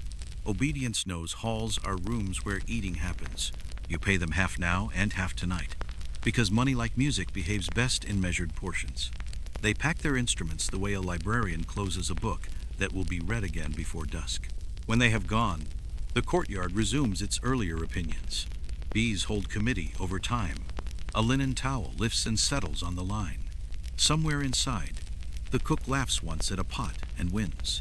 You stand a moment in the spot where Echo decided to be reasonable and listen to its reasonableness. The market's faint noise drifts in like a draft that has been taught to tiptoe. You take the peach into the shade and hold it to your nose without biting. It smells like afternoon disguised as fruit. Back at the hall door, you look to the high place. It has acquired the rare talent of appearing to have heard a rehearsal without having been present for it. Good. Tonight, when the first bowl travels from kitchen to elbow and the first spoon discovers its fate, the music will do what it should. Show the room where the edges are, and then erase itself. You set the empty cups on the sideboard to remind the evening to pour modestly and make a tiny note in the ledger players tuned to linen. Volume promised softer still. The chair offers no opinion. It rarely needs to. The room has learned the melody of being ready. Chalk waits in the drawer like a plain saint, useful, dry, unimpressed by ceremony. You take 2 sticks, one fine and one thick, because initials prefer options the way spoons prefer bowls. The board ends sit calm and clean. Grain runs like careful handwriting. You carry the chalk as you would carry gossip you've decided to phrase kindly, and pause at the high table with the modesty owed to linen, and to the chair that acts as if it sits by right of weather rather than decree. Place cards are for people who believe paper should travel. Marks are for boards that have stayed. You kneel at the first setting and touch chalk to wood. A faint white whisper writes the opening letter of a name that knows where it belongs. You tuck the stroke tight to the underside where a hand will find it without eyes. A second letter follows smaller, courteous rather than proud. The chalk leaves a dry certainty and keeps its promise to be silent. You move along the edge in unhurried measures. Where coats will hang and opinions clatter, you space the initials an extra finger width apart. Elbows are the opposite of arithmetic. They attempt to multiply. Your little distances teach them to be singular. For the wool merchant with the bell-pull laugh, you write his mark where the board's end is widest. For the dyer whose palms keep a trace of indigo, you place the letters a breath inward, so color will stay on cloth and not on linen. At the high place, you do nothing different, and everything the same. The scabello receives a discreet sign like any other seat. Not a crest, not a flourish, just 2 quiet strokes that say where a plate would belong if a body did. You shade the second stroke half a shade lighter, because absence should register without insisting. The mark hides as well as a word can hide on wood. A fingertip will find it, an eye will not. You carry the chalk to the lower tables where stories prefer to begin. Here you indulge a little asymmetry. No one will notice a letter a hair nearer to the inner edge, so a left-handed neighbor will not declare war on a right-handed one out of sheer geometry. Where cousins who debate cheerfully will sit, you tilt the final stroke downward, a hint that bowls outrank arguments. Where the widow who dislikes drafts will eat, you set the sign closer to the wall's small warmth. The chalk remembers to be dust. You blow gently. The air accepts the offering without coughing. A fine film falls like light snow. Your cloth follows, leaving the letters crisp and the wood honest. You test each mark with your thumb. The good ones hold. Doubtful ones receive a firmer stroke. Where the grain resists, you score a ghost with the harder tail of the stick and soften it with the fine point. At intervals, you trade chalk for the back of a spoon and burnish strokes invisible from the standing eye. Guests who look for signs should not find them. Guests who feel for them should never be disappointed. The room reads your quiet choreography as housekeeping, which it is, though it is also a way of writing on wood without teaching wood to talk back. Boards like to believe they chose their company. You rehearse, in your mind only, the sequence of arrival. A hand finds the mark, moves the trencher the width of a finger, settles. Knives face inward like well-behaved dogs. Spoons consider bowls, the way moons consider tides. The initials become a route rather than a command. You leave a bare space where the salt will sit, because salt dislikes being hunted. A footman appears, curious as people become around work that looks simple and exact. You let him watch as you write a graceful old R for a canon who refuses to rush. No cards? He asks. Not here, you say. Cards quarrel with drafts and candles. Boards do not. You show him how a finger finds the letter while the eye enjoys ignorance. For guests who are clever about their elbows, you place nothing at all, only the room to be clever in. The absence of a sign is its own signal. For the guildmaster who arrives early and stands where he intends to sit, you put the mark slightly to the right so he will edge left, and make room for the neighbor who always arrives with proof that he dislikes arriving late. You do not judge men by their letters, only by their proximity to salt and knives. Chalk thins. You shorten the stick with a careful break that leaves a fresh edge. The little snap sounds like agreement. On one board end, a burr catches the chalk. You smooth the wood with the back of your knife and draw a new initial where the burr used to live. The line looks simple. It is not. Simplicity is a craft that likes to brag quietly. Near the musician's corner, you leave a tiny dot no letter to suggest a place for an ear that listens without sitting next to the notes. You set aside a stick for the kitchen to mark platters bound for one end or the other. The cook will pretend not to need it and then use it happily. On the sideboard, you draw the smallest arrow where the olive bowl will part between rivals. The arrow points nowhere. It simply reminds you that bowls can mediate. You make a shy cross near the wobbling chair's usual post and mark later in your mind. The wedge in your pocket approves of plans that stay humble. When all the edges bear their quiet signatures, you walk the length of the hall with hands behind your back so the room feels watched without feeling inspected. You stop where elbows dream, at corners where benches take courage from walls, at the head where the empty seat keeps its shadow tidy. Every mark is in place. Every absence is located. You blow a final breath. The last loose chalk accepts retirement. The table appears innocent, the cover letter for intention. At the ledger, you write a note too brief to be interesting. Boards marked, no paper, hands will find. You close the book and let arithmetic nap. Passing the high chair, you test the hidden sign with your little finger and find it by muscle rather than thought. The light has climbed to the carved lilies and paused, as if wondering whether ornament ever needs a name. You return the chalk to its small republic and close the drawer with the sound of work choosing to be invisible. The first rap comes with the knuckle of someone who has ridden before dawn and would like to be indoors without announcing a victory. You open the door and find a hat bowed to the degree that suggests haste has been taught manners. The messenger offers a narrow packet bound with ribbon and gravity. Behind him, dust chooses a brief career as a halo and then retires to the courtyard.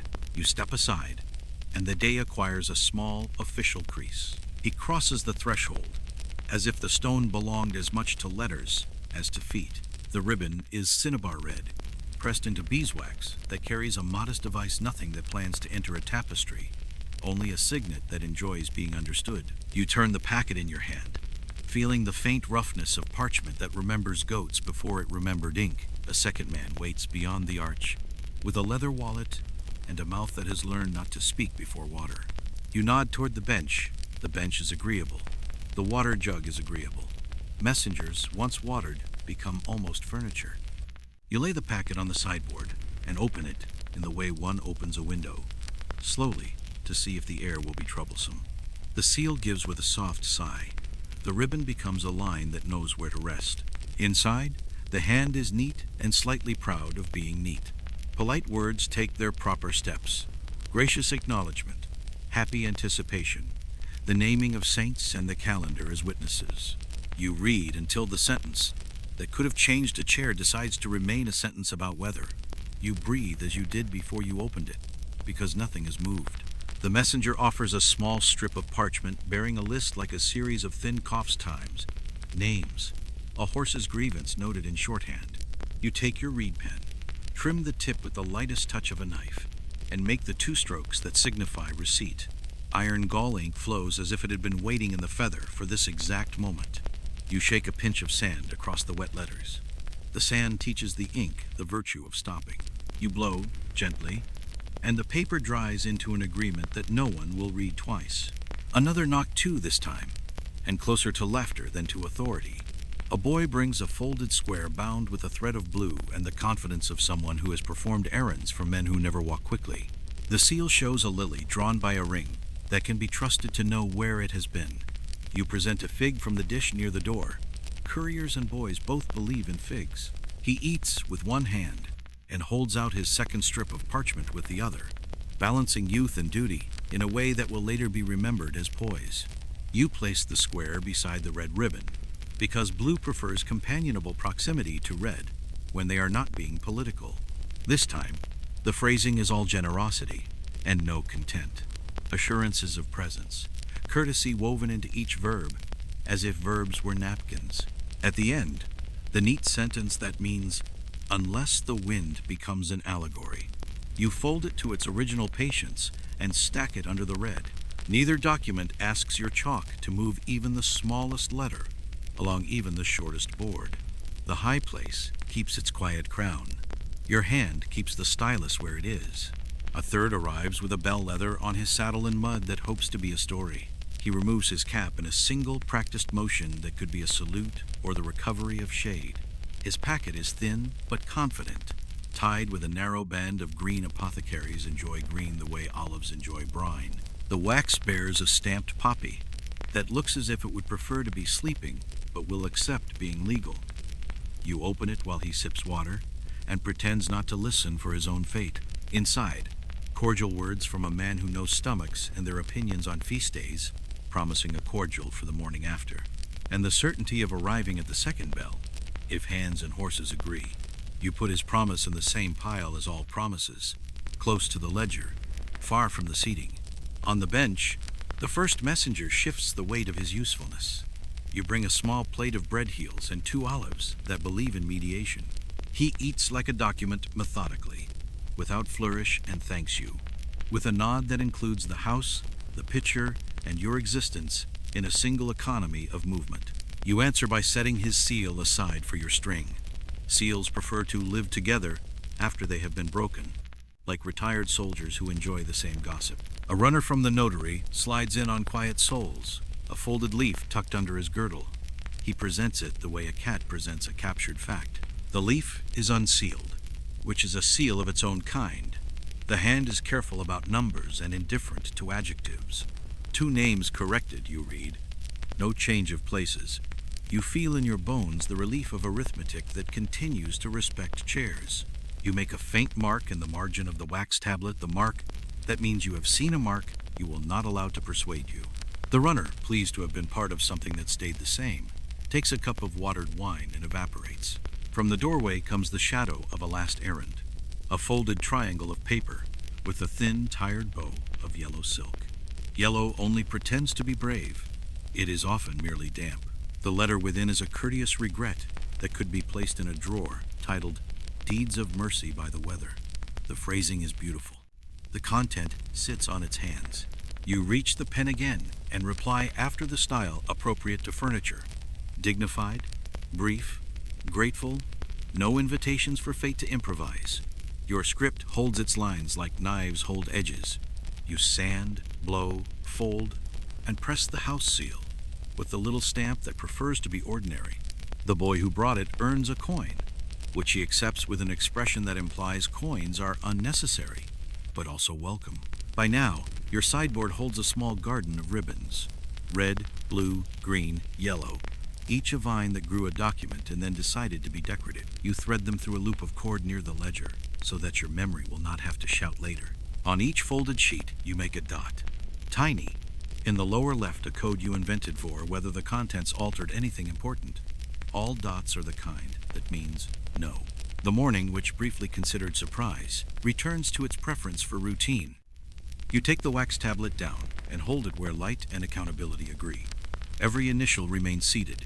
The small sign for the high place keeps its privacy under the board's edge. You run the stylus flat across the surface, not to write, only to remind the wax it is still your ally. The bone spatula rests where you left it. The tablet returns to its hook like a hand returning to its own sleeve. The messengers rise when they should and accept the coins that equal the distance they have carried the day. You add a fig to each coin, because mathematicians and horses both appreciate sugar in small amounts. They depart in a sequence that would sound like choreography if it were louder. The door takes back its ordinary posture. The courtyard reclaims its square of light and reconsidered dust. The ledger receives a short entry. Letters in, chairs unmoved, water and figs distributed. One ribbon end strays over the sideboard like a cat's tail. You tuck it with the same small kindness you show to slippers that want to be under a bench. In the kitchen, someone laughs at a pot again. Laughter travels through halls at a speed that never needs measuring. You stack the opened letters by affection for their hands, tidy above, flourished below, the indifferent in the middle where they will be safe from being admired. Later, you will tie them with thread and let them pretend to be an archive.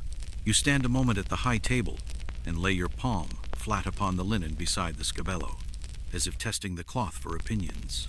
It has none beyond being flat. The chair, too, is a scholar of poise. Beeswax, in the sconce, catches a streak of light and offers it to the carved lilies. The lilies pretend not to notice. Nothing in the room has learned any new song. Good. You lift the water jug and pour a quiet finger into your cup, the kind of sip that belongs to people who are satisfied when nothing happens. It tastes like stone persuaded to be gentle. Outside, a hoof lifts and sets down. A bird considers a syllable and declines it. A neighbor's broom spells its alphabet across brick. You set the cup down in the exact circle where it will want to be again and look once more to the tablet, then to the chair, and then to the door. Ribbons have come and made their case. You have heard them. You have said yes to everything that meant nothing. The room thanks you by remaining itself. Bells begin as if the sky had decided to count itself. First, the small, tidy ones from the convent that always remembers the hour before anyone else cares to. Then, the broader bronze from across the Arno, rolling like a loaf tipping onto a board. Then, in their turn, the cathedral bells that prefer to announce rather than merely say. San Giovanni asks for attention and receives it, not because anyone is surprised, but because committees of bells are persuasive. The hall steadies its breathing. You smooth the linen one last time and think, as you always think on this day, that Florence is loud in the gentlest possible way. Outside, somewhere, a procession gathers itself into order banners, remembering which wind to approve of, shoes deciding to be even, a reliquary testing its dignity. You do not go look. Looking would only confirm what the bells have already told you. Within, you light the first candelabrum with a spill, then the second, then the third, the way one points to the obvious with particular care. Beeswax opens its throat politely. Flame becomes an additional piece of furniture. The high place receives 3 small crowns of fire. The scabello accepts the compliment while declining to sit in it. The kitchen door begins its music open, hush, close. Open, hush, close, the score written in trays instead of notes. The first course enjoys being the first. Clear broth that has learned a small sentence of saffron and forgotten any urge to make speeches. Trenchers take their positions with the modest appetite of wood. Spoons sit at attention and then remember to relax. You signal with a tilt of your chin and the servers move. Left hands steady beneath, right hands making the wider arc. The path you planned on wax becomes a path walked by ankles and wrists. Nothing corrects you, which is the quietest praise. The trio in the courtyard finds their measure exactly on the hinge of the kitchen door, as arranged. The trumpet points his greeting toward the fig tree. The sham warms the corner where echoes behave. The drum remembers that fingers are kinder than sticks. The greeting lifts its head, nods to the room, and retires while soup still believes in being hot. People murmur gratitude to bowls and not to musicians, which is a compliment musicians will understand if they are the right sort, and these are. You stand at the head of the long table and watch hands discover their initials by touch. Palms slide an inch inward. Elbows learn boundaries from chalk they cannot see. Bread breaks with the decorum of stone, consenting to be tender for a moment. The first spoons enter broth with the small pause that says, "Let heat finish becoming kindness." Then begin. You count to 3 for no reason other than to enjoy the number 3. And then you count to 3 again, because the second 3 sounds even better. At the high place, the empty trencher and the waiting spoon rest side by side, with the patience one expects from furniture and hopes from people.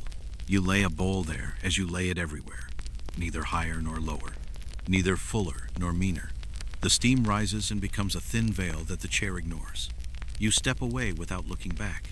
A portion for absence is not theater. It is arithmetic. Down the table, a widow's hands warm themselves around her bowl the way sparrows sit near a chimney. A guildmaster asks Salt to join him and uses less of it than his voice suggested. Across, 2 cousins attempt a joke that cannot locate its punchline and wisely choose to eat it instead. The wool merchant laughs once in the tone of a bell pull who has decided not to alarm anyone. Kyrie from the square expands like cloth being unfolded, and then withdraws, satisfied that walls can manage on their own. You mark the pacing with little movements that only servers and rooms notice. A nod to the boy with the water ewer, he becomes a quiet river. A glance to the carver, who sharpens air with 2 strokes on steel, more for habit than necessity. The bread dome lifts and lowers, a planet regulating tides. You move along the back of the benches, seeing only edges and shoulders, which turns out to be enough to know everything. The linen endures without breathing too hard. The candelabra recognize their duty to be symmetrical and fulfill it. When the bowls return, they return as if soup had held each one by the rim and led it home. You hear the soft music of spoons resigning their last drop to wood. You hear a single courteous cough, attempting to apologize for itself, halfway through happening. In the kitchen, the second course remembers heat, more forthrightly capons rubbed with patience. A green of fennel that knows where it is from. The trio lifts the brief blessing you requested 5 notes that pretend to be 3, and sets it down in the center of the hall so appetites will walk toward it and not trip. A page carries olives to the particular point on the sideboard, where rivals must become neighbors. You do not watch them be eaten. You watch the sound between 2 voices become less angular. Olives settle arguments by insisting that fingers be occupied. Wine finds cups with the tidy confidence of stone that has learned to pretend it is liquid. Vernaccia in candlelight becomes the color of a good rumor, bright enough to travel, mild enough not to injure anyone on the way. At the high place, you take up the cup you poured for absence and set it an inch nearer the knife. The inch is purely for you. You enjoy setting the inch in motion. The chair continues its study of not being here. A thread of saffron color clings to the inner lip of the bowl and looks, for a moment, like a standard in miniature. You are almost sentimental about it, and then remember that sentiment ruins salt, so you are not. A footman passes too near a candelabrum, and the flame performs the smallest bow. You touch the brass with 2 fingers, and the flame resumes its posture, as if it had never bent. At the lower table, a young man forgets left from right and reaches across the wrong neighbor.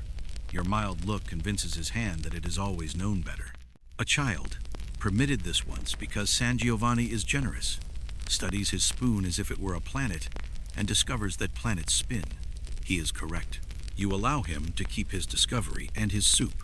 The door gives a small, useful sigh as it swings, and the corridor contributes its cool to the edges of the hall without arriving rudely at the middle. You register draft and redirect a bench by the width of a thought. The bench obeys. The server's feet discover the beat the drummer is not playing and step in it.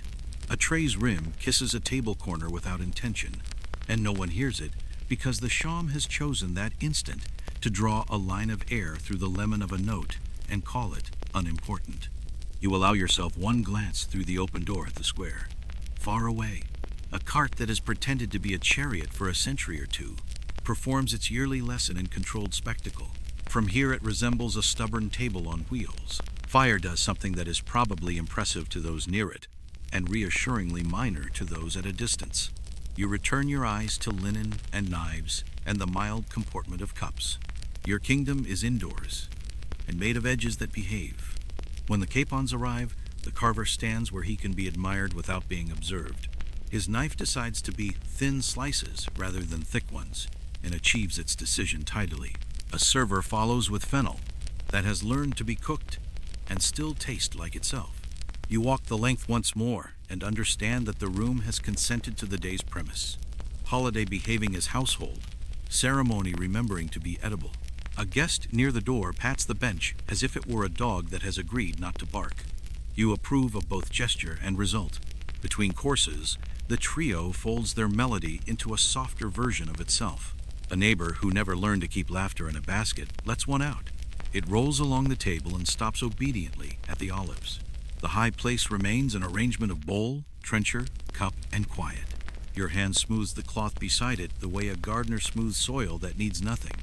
The chair does not alter the air. The air accepts being unaltered. You make the note in your head that you will later make in ink. Bells correct. Broth cooperative. Players obedient to linen. Guests remembering how to be guests. Absent seated and satisfied. The feast of San Giovanni has begun without announcing itself too loudly and will continue in the same style if you have anything to do with it, which you do. You lift a cup of water, the one you allow yourself during service, and drink once for clarity and once because water prefers to be drunk in pairs. Then you set the cup exactly where it wants to live and go on with the ordinary work of a holy day, arranging, noticing, not improving what is already right. You take the ladle shaped like a shallow moon and fill it not with ceremony but with competence. The broth has performed. The capons are learning to. The fennel has agreed to be its best self without speech. At the high place, you set nothing different from what you set anywhere else. Trencher, knife, spoon, cup, space enough to make quiet decisions. Then, as the kitchen exhales another warm paragraph, you raise your hand to the carver. He steps forward with the mild arrogance of a man who knows he is useful and declines to be interesting. His knife lifts a slice that persuades itself into thinness. A second slice follows because the first should not be lonely. On the plate, the meat lies as if it had always planned to rest beside a little green. You tilt your head half a finger's width, the sign he has learned for enough. He lays the slices where they will keep their dignity. A spoon of broth is poured around them to keep the conversation moist. You add 2 fennel stalks that have memorized tenderness. Steam rises, and then, remembering not to indulge in drama, becomes only air again. You set the plate before the empty chair, with the same 4-part movement you would use for a duke who possessed a body. Forward, down, adjust, withdraw. The beeswax flame above makes a small crown on the juice. The juice pretends not to notice. You pause long enough for the room to understand that equal treatment requires no audience. Then, before attention has the idea of becoming curiosity, you lift the plate again, not higher than a breath, and pass it to the boy, whose hands have learned continence of steadiness. Kitchen, you say, the one word that means keep it warm if it wishes, cool it if it must, and most importantly, let it belong somewhere until belonging becomes unnecessary. He nods and walks the route that chalk once drew on wax, the human version of a line that began as a plan. The kitchen receives the plate like a sensible chapel, receives a candle offered without speech. A spot on the dresser has been waiting, not the hot shelf where impatience happens, not the cold corner where excuses gather, but the middle plank where portions practice their patience. The cook lifts a linen cap, merely a square of cloth given a dignified purpose, and lowers it over the plate as if shading a guest who decided to sleep. A table for one, she says to the plate, and the plate accepts the joke by being utterly serious. You stand in the doorway long enough to be certain that nothing in this action will attract comment. The linen barely moves. The steam chooses invisibility. The meat gives back its warmth to the air with the good manners of a host returning borrowed chairs. A fly considers ambition and then declines, coached by the flick of a towel that has achieved a doctorate in discouragement.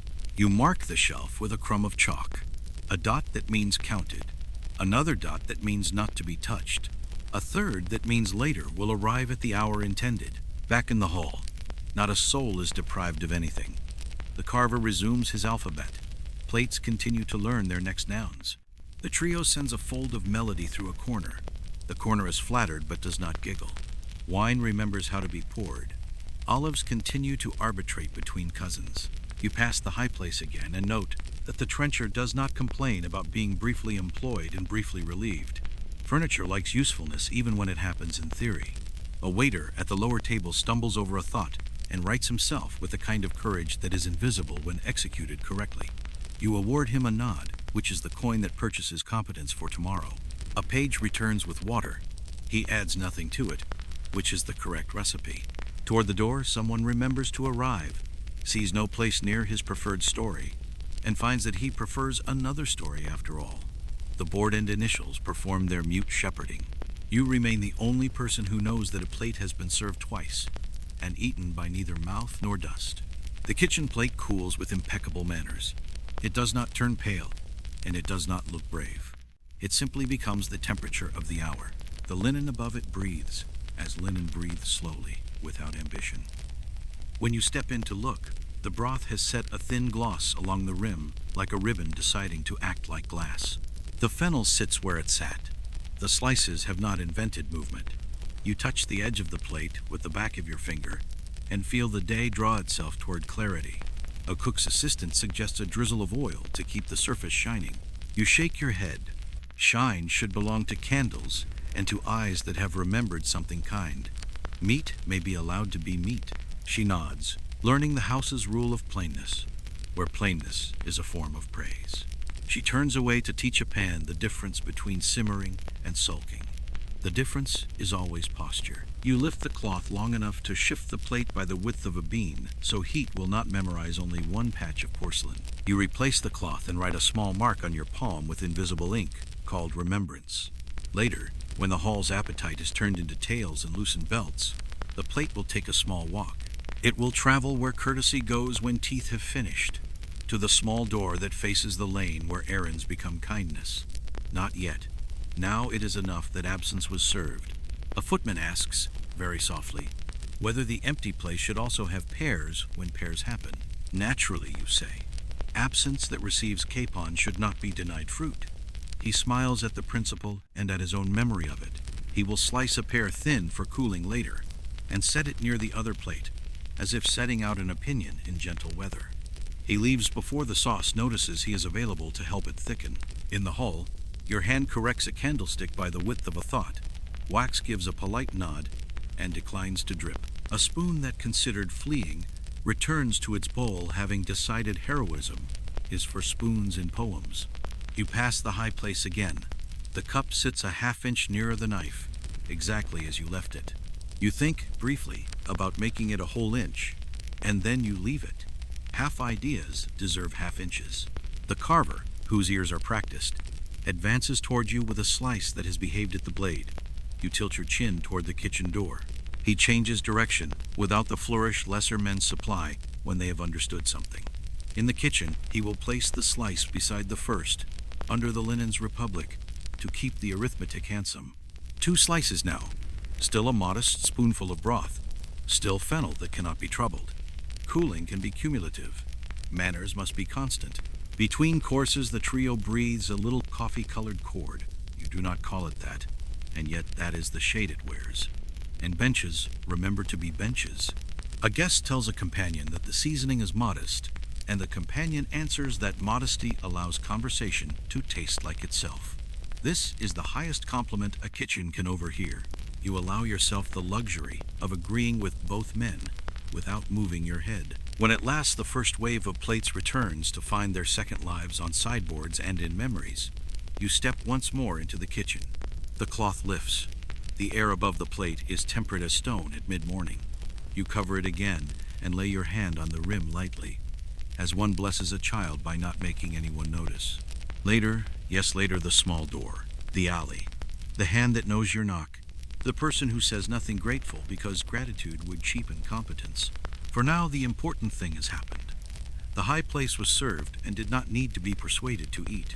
You write one sentence in the ledger, portion observed proper silence, and leave space below for the second sentence you will add by moonlight. The hall takes a breath and becomes louder by becoming softer. You walk the length one more time, setting down nothing, picking up nothing, correcting only what asks, and only once. The chair at the head continues its education in stillness. You admire its progress, which is perfectly complete. The room ends its eating the way a tide ends its visit, without apology and with polite evidence everywhere. You give the trio a door-shaped hand. They fold their last ribbon of sound and vanish into their cases. Cups exhale.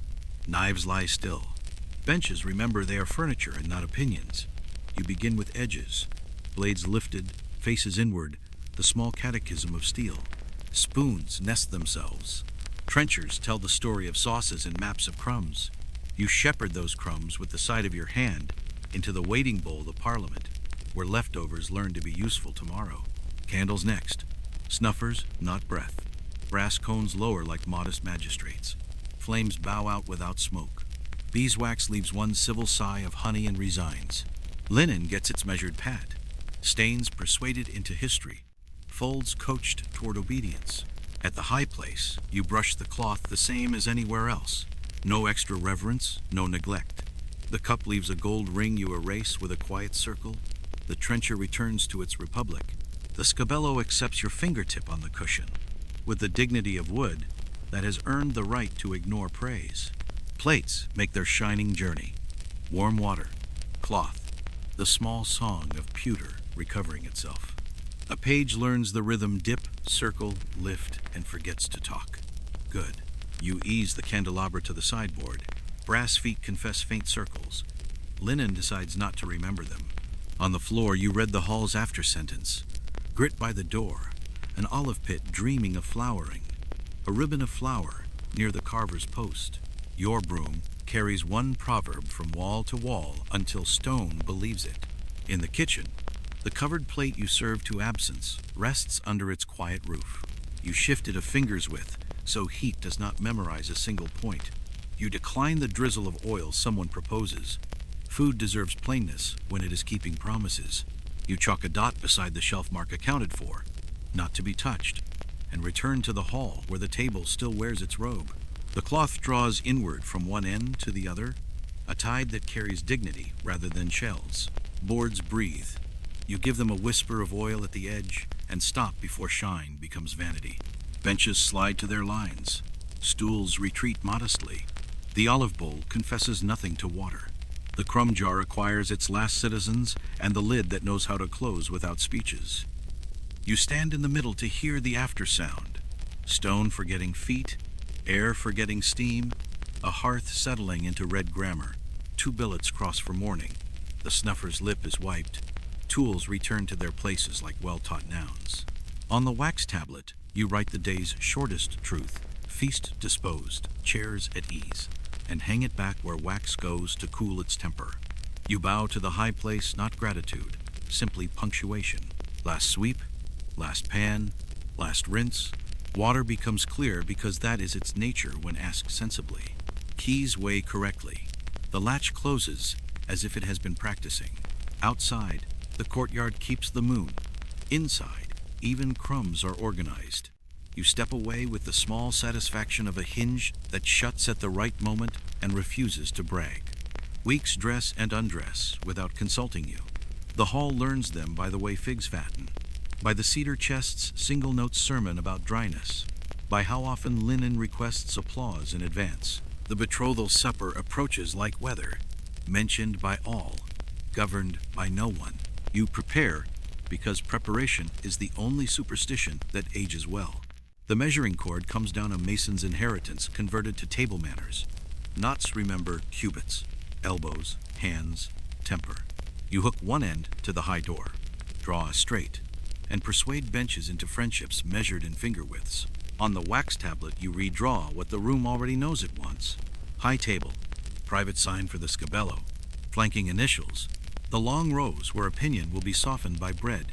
3 new marks from the notary find homes that require only a salt move the width of an olive. Plans prefer fidelity. You indulge them.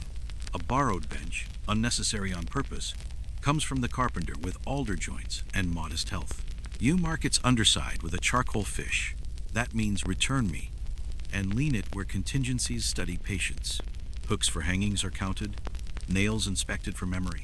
You decide the cloth edge will clear tall heads by a palm and a finger. Short heads may claim borrowed dignity. In the kitchen, plates enough, cups exact, knives inward, napkins a republic, pears and straw like disciplined saints. The spice drawer inhales and proves that everything invisible still works. You pace the path. 8 steps, pivot, glide, 3 pauses. The boy with the ewer practices until the uneven stone learns to be ignored. A neighbor holds up ribbon against damask. You choose the one that knows how to be background.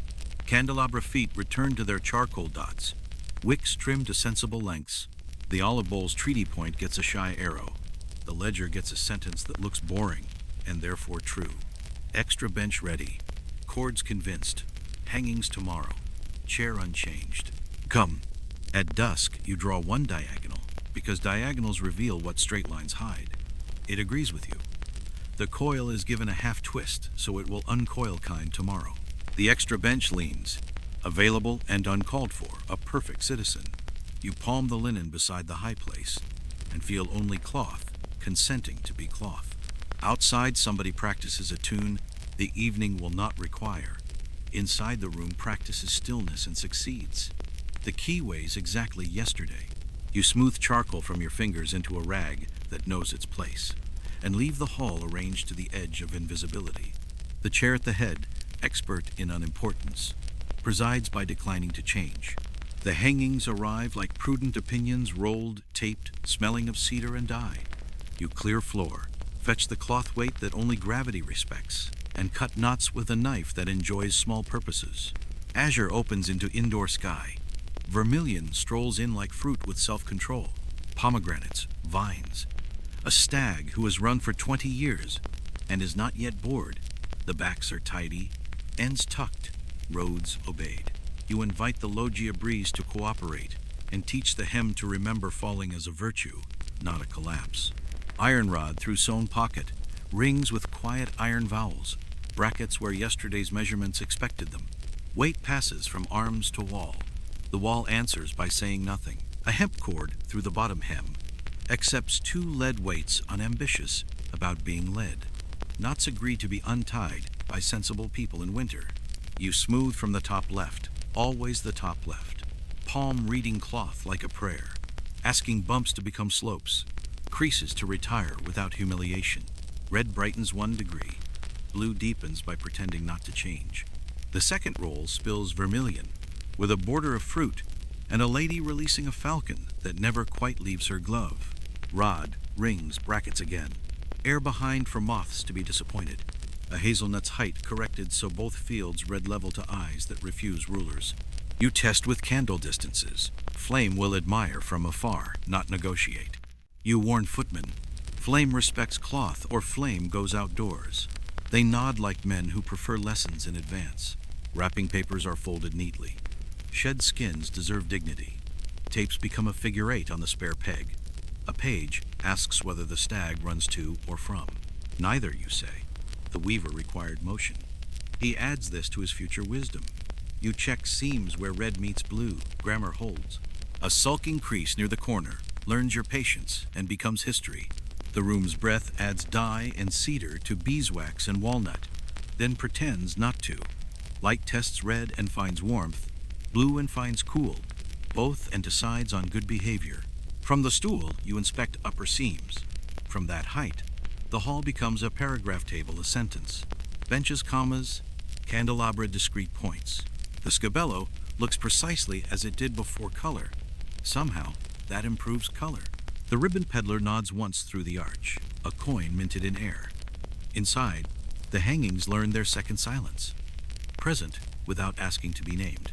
The ledger receives the tidy line. Hangings unfurled, creases persuaded, heights correct, candles harmless. The carpenter gets his coin in a pair. Pages earn the compliment of idleness. You stand before the high place and look past it. The chair enjoys being constant while the wall tries on brightness. It will forget by morning. You tell the air to leave everything at rest so cloth can memorize its weight. Air agrees by doing nothing. You brush an invisible thread from your sleeve to prove to yourself you worked and go. Knives confess on stone. You lay the whetstone on folded cloth, pour a thimble of water, and draw the first blade slowly heel to tip. Hush, hush, until steel remembers its line. 5 strokes, 5 more, then the finer stone, pale and expectant. A silver thread travels the edge. Your thumb reads it like a clerk reading a margin. The honing steel offers the last word. A fennel frond parts without learning fear. Knives return to their nails, looking like a choir that is practiced before dawn. The joint waits honest on the block. Trussed, salted, rubbed with rosemary and sage from a mortar that keeps secrets. 1 clove of garlic obeys the law. The spit goes through with unromantic certainty. Wedges hold ambition in place. The fire is ember, not theater. You settle iron in its forks and teach the boy the tempo. Quarter turn, pause. Quarter turn a rhythm patience can afford. Beneath, a pan collects the roast's remarks. Rosemary lies in it like someone useful who refuses philosophy. The first hiss is small, almost shy. You approve. In the copper pot, bones hold a conversation with water. Onion wants not to be noticed. Fennel stump remembers morning. Ginger coin is curiosity. Pepper wakes without scolding. Salt attends last like law after grace. A simmer learns to count without speeches. Skimming is the quiet art of preventing clouds from becoming weather. Saffron arrives, and the broth turns confident without boasting. You taste for arithmetic: more salt, less pepper, no sugar, and move the pot half a hand from zeal. Baste, turn, baste again. The boy slows. You lend him your eyes. He finds the beat. Smoke tries beeswax and is corrected by a wick. Bread has cooled into competence. Olives stand by as diplomats. Parsley sits its stems in water, ready to be agreeable. The carver appears, tests edge on crust, hears the thin sound that means present, and leaves to wait until shine must become slices with names.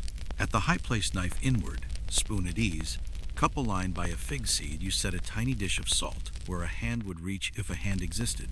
The scabello yields a centimeter without flattery. You forgive the future guests for believing they are the center of supper. Your work is to make the room the center, which means leaving no one outside its patience, including an empty seat treated exactly as if it refused seconds. The broth shows no islands. The roast reaches its middle truth. You lift the spit higher so the last minutes will think. The pan's talk becomes eloquent. You send spoonfuls home. Smell acquires plural roast. Rosemary, bread, stone wine, and the room wears it modestly. You wash hands in cooled water. Linen dries to the right humility. Knives agree, pot agrees, boy agrees, time nods. Everything says yes in the language of objects, which is the language you prefer. A teedy knock, a teedy packet, a teedy mind. Ribbon, sober gray. Seal, impressed to reassure the cautious. You open it as if opening a window slowly, ready for ordinary air. The first sentence bows. The second carries the message level as a tray. The third repeats it so the room can hear without fuss. Courteous regret. Weather mentioned. Obligations named like hills immovable and not unkind. Attendance promised at the earliest proper hour, which is the same as promising nothing. The signature is the secretary's, neat as scissors. The flourish has practiced modesty. You write the acknowledgement that could be taught to napkins: grateful, moderate, careful with corners. Sand, fold, plain house seal into beeswax that stops arguing. The messenger receives water, a slice of pear, and the return, and departs with the air of a man who trusts furniture more than schedules. The gray ribbon joins red, blue, green on the hook. Gray keeps its own counsel. The letter slides under the ledger board, where useful papers sleep and do not preach. The wax tablet hovers under your hand. You draw nothing, erase nothing. The private mark for the high place remains. Initials remain.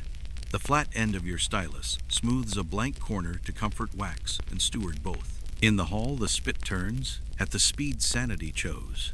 The broth remembers simmer. The pan conducts eloquence in small, precise syllables.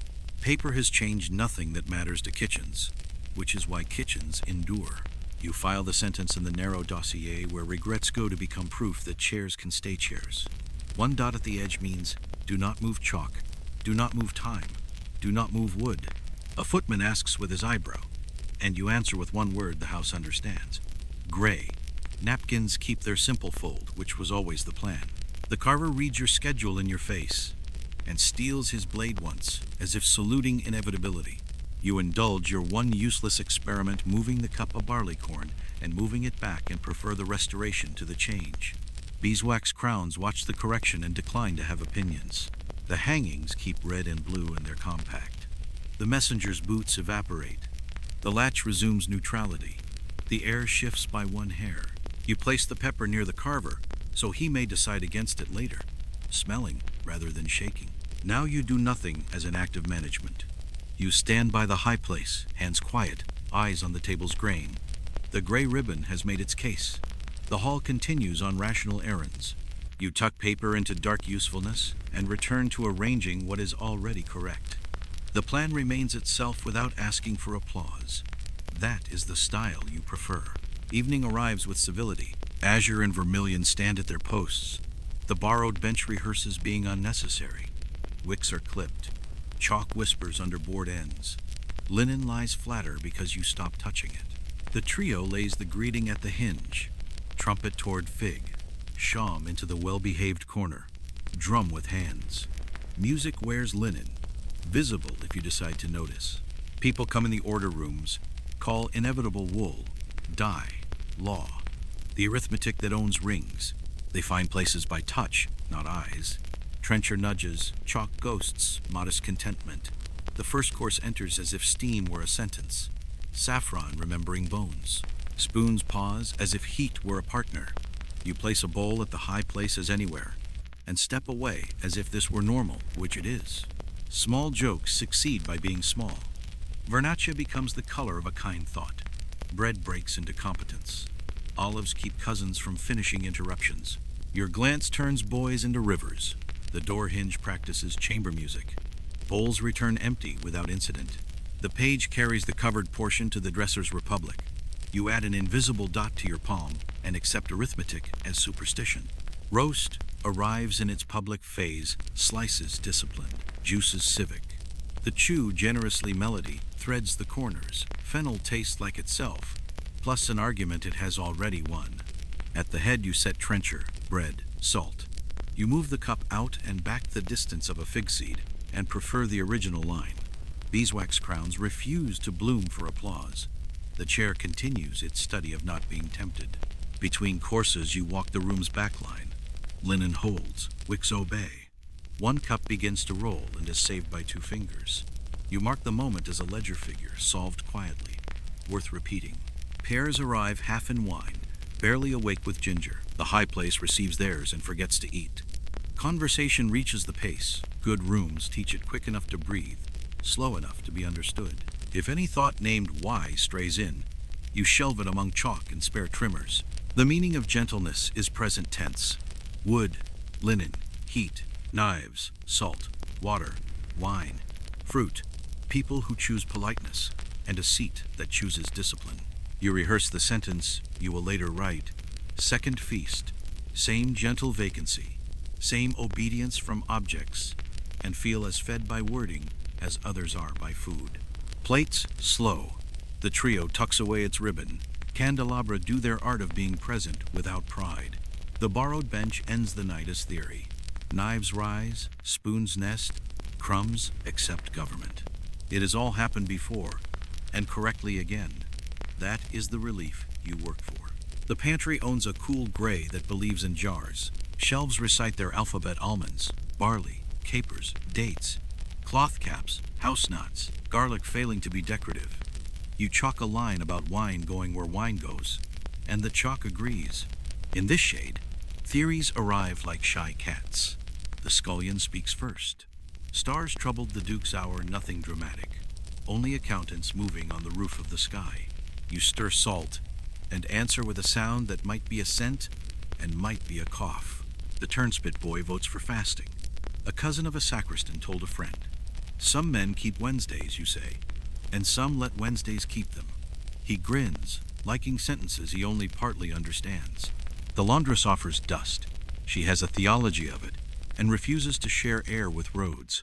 Dust loves the best chair, you say. Rotating almonds a quarter turn to reward yourself. The carver says, shoes, floors, keep accounts. The apothecary's assistant arrives with bottles and phlegm, spoken like a Latin that prefers closed windows. You allow that colder humors have been accommodated here. From the scullery, Saint's lamps ode to San Roca, schedules jealous of soup. We will not compete with a lamp, you say. A porter proposes horses and stones with a taste for drama. You cut twine with scissors, sovereign over string, and declare stones fond of dignity. Pages try diplomacy. Perhaps another table. May your mouths never outrun your feet, you tell them, handing a tray that proves they matter. A neighbor contributes figs and mothers. You accept both without improvement. The cooper's nephew offers moons and chairs. You assure him there are seats for both.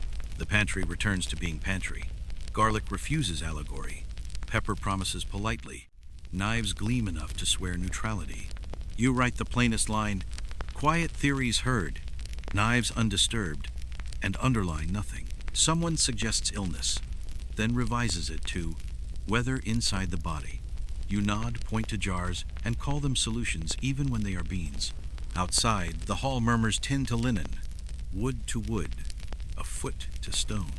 Inside, you shelve explanations without writing them down, stars with stars, fasting with bread, dust with the broom, shoes with the latch, saints with candles, horses with farriers, mothers with figs, moons with chalk. You give the knife 3 courtesy strokes on leather and hang it on its nail. Garlic is straightened for its vanity, plates counted for comfort. You pause where shade meets corridor and listen for any theory sharp enough to nick a blade. None presents itself. The pantry is satisfied, so are you. You go back to bowls. You wake the ledger the way others wake small saints. Numbers yawn, fold their hands, and agree to be counted. This is the guild dinner, no pageantry, only arithmetic in shoes. Wool wants to sit opposite dye. Fullers want water without opinions about water. Weighers insist scales prefer even company. On wax, you draw the long rectangle. Private mark for the scabello. Flanking initials like brackets, 2 rows for argument softened by bread. The steward weighs the purse and your marks. New apprentice, he says. You place that man near a forgiving bench. Vinegar solves everything, he says.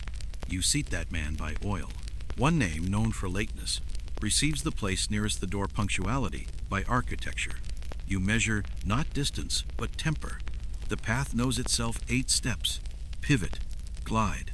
The contingency bench leans in its corner, ready not to be needed. Candelabra feet find charcoal dots. Wicks practice brevity. In the pantry, you set out artifacts of peace olives, capers, almonds that remind teeth of their duties. Oil is polished where light will flatter. Vinegar is fragrant but discreet. Spoons are counted because spoons save quarrels. Forks invite. Knives face inward like good dogs.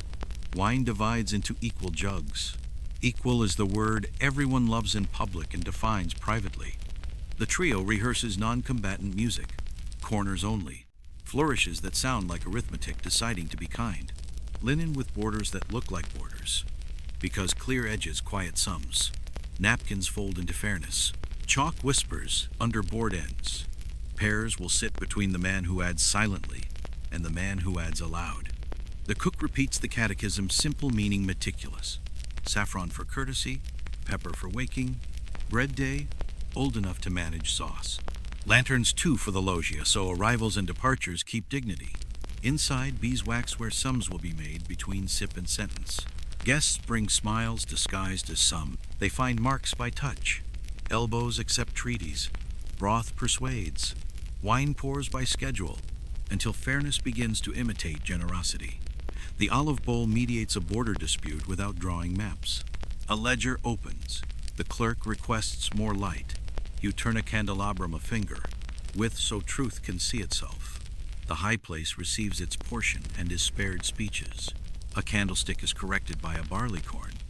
The room breathes more evenly. When figures become sentences, the carver chooses thin slices. Men stop counting in the air and count their blessings instead. Debts and small forgivances exchange bread. Pairs arrive and the ledger's cords tie themselves with less tension. Seals press modestly. You carry one last plate to the high spot because routine, like interest, compounds. After, the pantry receives a line. Guild dinner. Accounts reconciled to the extent permitted by pairs. You underline pairs and add the house benediction. No drama. Lanterns approved.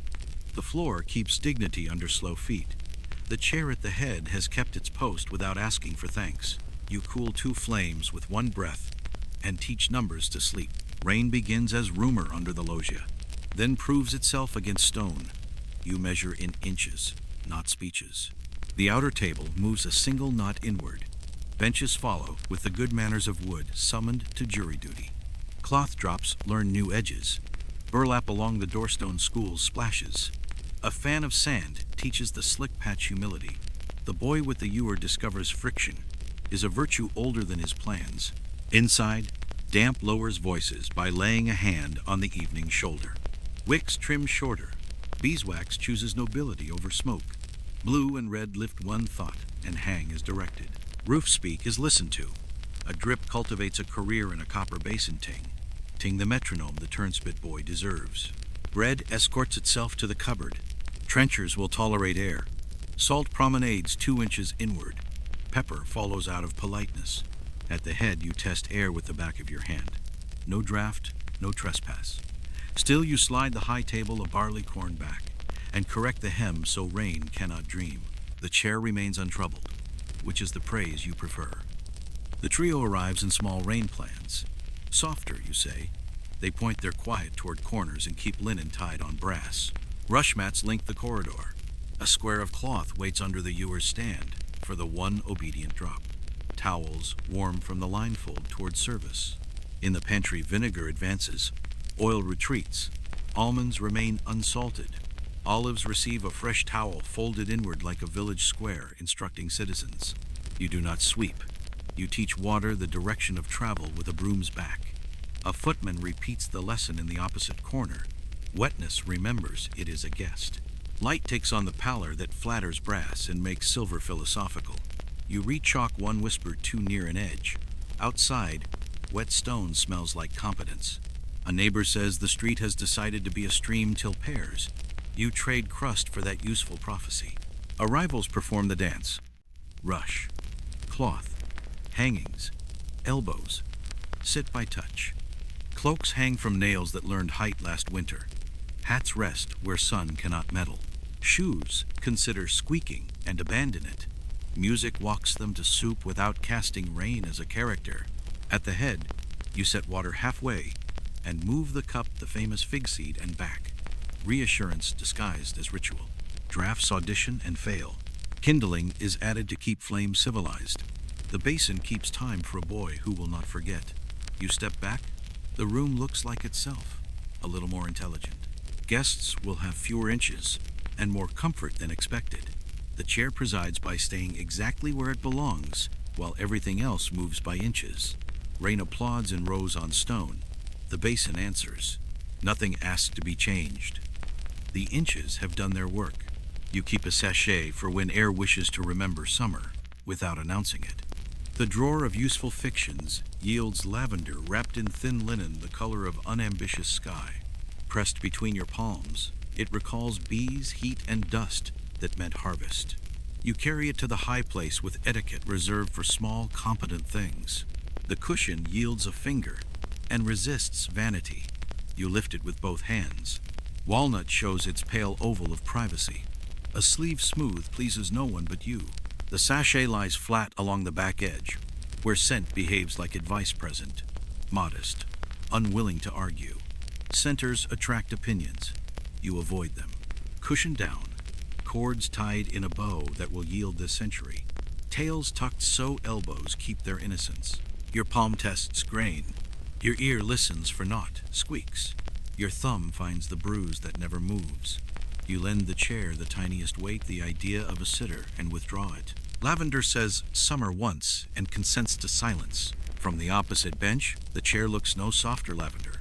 Forgives severity, but does not cure it. Beeswax hums its little sons. Red and blue hold their wall. Truce. Rain finishes arguing with the courtyard. The basin gives its lesson in metronome. Mischief tempts. A second sachet to raise the seat the thickness of a letter. You decline. Heights are not to be altered in the afternoon. You pass a cloth along the rim where hands would rest if allowed. Wood answers with the dry acquaintance you like best. The angle remains. A nod toward table. A glance toward room, no fawning. Lavender prefers rooms that refuse.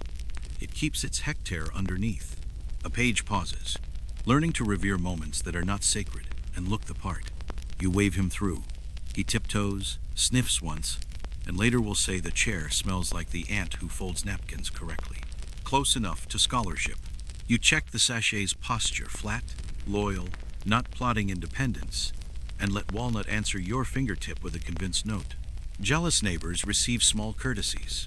A brush along a bench crossbar. A nudge to restore a chalked line.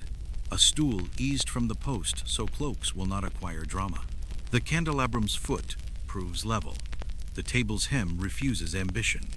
Under the board, you scratch the faintest mark where your finger will find reassurance later. Back to the drawer ribbons, twine. The metal of buttons return to their ordinary lives. You sniff the empty space. Lavender has not escaped. The latch observes its vow of silence. The cook asks wordlessly whether the covered portion will again travel to the dresser's quiet philosophy. Your answer needs no syllables. At the head, you align the cup by the fig seed and stop before affection. Knife inward, spoon at ease. Trenchers flanking nudge to save elbows from themselves. The chair looks satisfied in the sovereign way furniture has by refusing to appear satisfied. You step away to the distance from which changes become invisible. Lavender travels only to your sleeve. Any farther would be vanity. Before leaving, you enter the dull sentence that keeps calamity unemployed. Lavender under cushion. Joints sound, no damp. You enjoy its boredom. You let lavender mind the throne of a guest who chooses elsewhere, so the refusal will not feel cold. The room approves by failing to comment. Processions behave when given short instructions and long corridors. The loggia smells of rinsed stone. Banners test their hem weights. Pages bow at nothing, which is the best partner for practice. Your wax tablet shows a snake of order. Banner first. Linen, not silk. Consul with the correct arithmetic of rings. Clerks who walk in columns even when not at desks. The visiting prior promised a place away from drafts and coughs. Then the worthy remainder. Faces replace marks. The standard bearer grips like a philosophy. The consul consults a sleeve that agrees. Clerks whisper numbers so numbers feel escorted. The prior wears brown that believes in shadows, and shoes that believe in pavement. You tilt the plan for him to see and not modify. Rain shrugs into mist. With chalk you dot 4 invisible anchors on the floor steps. Pivot, pause, hinge. The trio hums the hinge note. Air performs a pleasant shrug. The canon with the dyer possesses a modest cough and a worse relationship with drafts. You move him back and across. The prior forward and done with a fingertip on an elbow. The gesture that means we always intended this. Both men feel consulted by fate. The standard bearer petitions for a straighter line under the loggia. You grant 2 bricks. A vain ribbon is tamed into discretion. The steward asks whether the consul leads or his smile does. Let the smile be third, you say. After banner and order. Inside, a bench slides half a thought inward so cloth and sleeves will admire each other without collision. One candelabrum turns a barleycorn to show flame to cloth, not cuff. Lavender keeps its invisible hectare. The hangings refuse to be impressed. Your catechism is brief. Trumpet begins. Slow at the fig to the speed of remembered music. Sham becomes polite at the hinge. In the doorway, everyone forgets to look important. The prior confirms he can forget on command. You test the path yourself, step, step, pivot, pause, and the basin supplies its ting at your ankle as if approving. The dyer's apprentice produces a small flag of zeal. You place it near the end where zeal cannot trip arithmetic and bribe him with a fig that teaches timing. A page rehearses with an inverted broom. You confiscate the spear and replace it with a napkin to carry like an idea. When the hour stands up, the trio lays sound like a clean doormat. Banner, consul, clerks, prior, canon. Others each arrives at the place that suits him, as if the room had always intended it. Within, linen is calm, beeswax attentive. The empty seat looking like a decision made by someone trustworthy. If anyone suspects a correction, they mistake it for weather and stop noticing. You notch a thought to write later. Procession, banner, consul, clerks, prior moved across, canon freed from draft, music obeyed hinge, no garment troubled flame. Plan to wood, wood to dinner. Dinner to benches, forgetting they were moving parts. You turn the peppercone away from a theoretical draft and return the wax tablet to its hook with a small mark that means, as intended, therefore always. Outside, mist reties itself to rain. Inside, the cup moves a fig, seed, and returns. Reassurance proven, authority restored. The evening admits it was arranged and declines to discuss by whom. You wait for the hall to become furnishings again. Rain thins to whisper. The copper basin keeps honest time. The trio leaves with the modesty of men who have only left civility behind. Flames are snuffed as one closes a book. In the corridor, the dresser keeps its promise. 2 covered plates cooled into discretion. 2 pairs practicing patience. 2 cups that have learned stillness. A plain gray cloth covers the wicker carrier, not ceremony errand. The small door into the lane knows your thumb. Outside, the city smells of rinsed stone and good behavior. Your lantern is only flame-borrowing tin. You shade it at corners so light will not contradict weather. Shoes find stones they already know. Pretend to be new 3 steps, then remember competence. door with a blue mark. A woman who keeps windows tidier than accounts. You knock the code for errand, not visit. She receives the plate without exclamation. You add a pear because pears negotiate with sorrow. She presents a small loaf in exchange neither payment nor favor. Simply the old barter between appetite and decency. Gratitude travels dressed as silence. The watchman recognizes you as harmless furniture and salutes the rain. You agree for everyone. Door with the iron bird. A widow whose lamp is a throat of oil and whose room smells like wool, hopeful of tomorrow. The plate, the cup, your cloth left behind. 2 fingers press your sleeve, ink writes itself in skin. Novices pivot at the hospital corner. A boy with long arms studies your basket to learn kindness's roots when it refuses credit. You raise the lantern so puddles introduce themselves. He grins and disappears into a door that eats drafts, back the way of timekeeping copper. You hang the cloth to dry where warm ash is generous. The ledger eats a small sentence. Portions conveyed, plates returned, night obeyed, and a dot meaning vanity stayed home. The wicker drains. The broom declines to be relevant. At the high place, the cup moves a fig seed and returns so your eye can remember its manners. Knife inward, trencher indifferent. Cushion receives 2 fingertips and resumes study. You open a window a finger's breadth. Rain trades 1 cool sentence with beeswax, then returns to its street. The basin, now unemployed, reflects a round of tomorrow. In the pantry you count knives, the domestic form of prayer. The crumb republic is sealed. The spice drawer keeps quiet treaties. 2 figs go under a bowl for morning. You pretend not to know their address. You stand until the room grows bored of you. Boredom is the virtue that keeps furniture adjective-proof. The last wick learns ending. The room becomes a deeper version of itself. You leave by the side door so it can believe it arranged the evening unaided. The city works harder at pretending to sleep and gets better at it with practice. You feel the honest weight of keys. Remember that nothing remarkable has happened, and approve. That is the point. Morning resumes the page you left open. Damp hangs on tiles like a modest cloak. Pigeons review the roof. A broom elsewhere spells its alphabet on stone. You unbar the hall and discover everything where you taught it to wait. Hangings blink once and become adjectives again. The table keeps its long, credible seam. The scabello accepts greeting with professional unconcern. The air is beeswax, walnut, and a memory of rain that never became a problem. Ashes have settled into a continent. You rake with the care owed to history and rescue 2 coals that only pretended to retire. 2 billets cross like polite swords for later. The bellows is told to wait. The copper basin that kept time releases 1 pearl of soot and returns to metal. Candle stubs' retired crowns go to the stub pot. Old royalty melting into future emperors. Wicks are trimmed, brass wiped. Circles on linen refused. A note to the chandler, order modest. Saints and arithmetic steady, improves the ledger by not being a poem. Floor speak follows. The broom reminds stone of obligations. 3 rebellious crumbs near where pepper once stood become citizens again in the jar. Hinges receive oil. The door performs open, hush, close. The hush lengthens. The window latch sounds like a mouse complimenting a saint, acceptable, then quills. Goose feathers dried to the correct stubbornness. Tips cut to a thin gate. Slit true. You test on scraps, thin line, thicker line, loop that does not brag. Walnut ink is stirred so sediment will become participation rather than opinion. Sand hisses its approval. You repair the ledger's patience.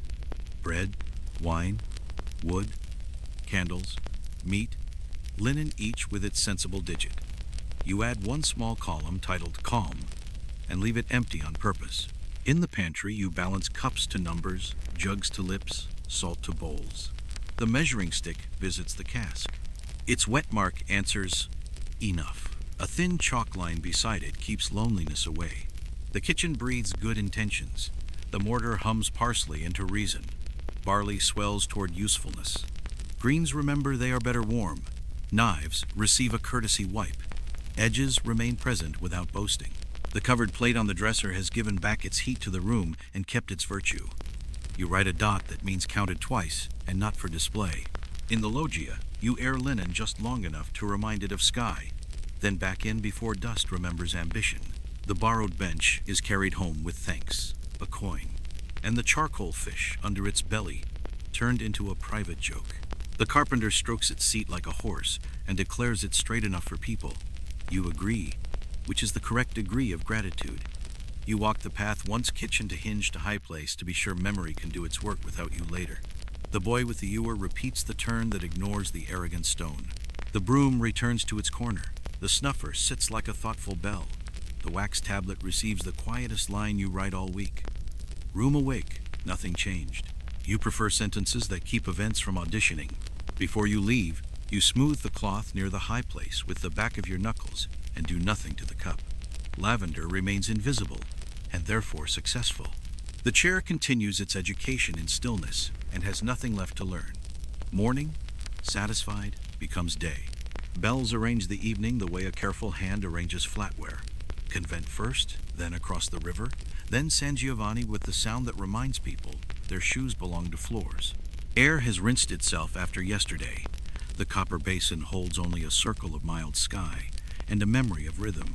The hangings lift and fall once as if testing lungs, then behave.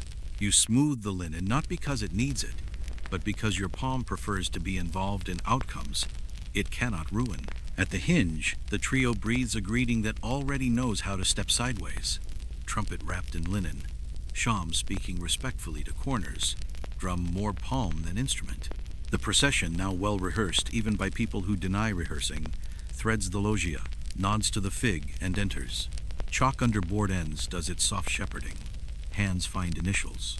Elbows recall earlier treaties. The borrowed bench, still present as a good idea, continues its quiet career of not being required. First course. Saffron remembering bones. Barley admiring itself for becoming helpful. Spoons perform the pause. That means heat is allowed to finish its sentence. You move like punctuation comma at the door, colon at the sideboard, period at the high place. There as always, you set a bowl as if someone visible had earned it. Steam practices humility. You step away. The page carries the portion to the dresser's republic beneath its linen cap, where warmth becomes a method rather than a mood. Roast follows, thin sliced so conversation can continue. The carver's knife says, present in a voice only wood hears. Fennel remembers to taste like fennel. Pepper stays mainly a philosophy, fragrant enough to be consulted, rarely enacted. Wine travels in equal rivers. Water keeps everyone honest. The olive bowl demonstrates small government at its treaty point. Cousins abandon interruptions in order to chew with conviction. You nudge a single candlestick of barleycorn and watch the room's breath even itself, like a patient animal. At the high place, trencher, bread, salt, cup. You move the cup the old fig seed outward and return it. The ritual you perform to confirm that the line you drew yesterday was already correct. The cushion yields under 2 fingers and remembers lavender without mentioning it. Beeswax crowns above the lilies practice their portion of daylight, which is to pretend it never happened. Between courses you read the room's surface like a planner reads a margin. One wick gossips, you correct it. One bench drifts, you remind it of wall loyalty. The door's hinge performs its new hush like a student eager to show it has studied. The trio folds their melody thinner until it sounds like steam changing its mind. Outside, a watchman coughs the verdict fair, which the sky accepts without gratitude. Peers arrive, warm in their small lakes with the idea of ginger. The high place receives theirs, 2 quiet bounties set down with the same 4-part movement as anywhere else, then carried away to cool like thoughts. The boy with the ewer completes his circuit with fewer glances than last month. The blue ribbon on the handle reminds his hand to know its own jug. You consider praise and spare him, which is how praise lives longest. A messenger appears without drama boots, honest, seal competent. He waits with the patience of men whose work often delivers nothing urgent. The slip he carries says everything you already arranged to believe. Road tolerable. Obligations elsewhere behaving. Health sufficient for later. Attendance polite when arithmetic allows. You file the paper in the mind's folder, labeled doesn't alter chairs, and he accepts watered wine as if it were confirmation. Supper exhales toward its conclusion. Bread remembers to be last. A single laugh travels the length of the lower table and stops obediently at olives.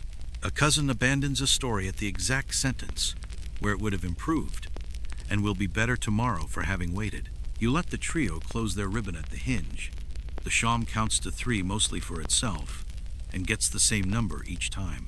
After plates travel to their second lives as shine, you take up the wicker carrier without thinking about weather. Habit now wears clear skies as easily as rain. The dresser yields its covered portion. Cooled to decency, pairs follow. 2 cups that have practiced stillness. The lane will accept the errand. Doors will open with the same grammar. Gratitude will dress in silence again. You prefer patterns that choose not to be interesting. Back in the hall, before you go, you write the line that makes ledgers feel fed. Third feast, service observed, chair satisfied by being chair.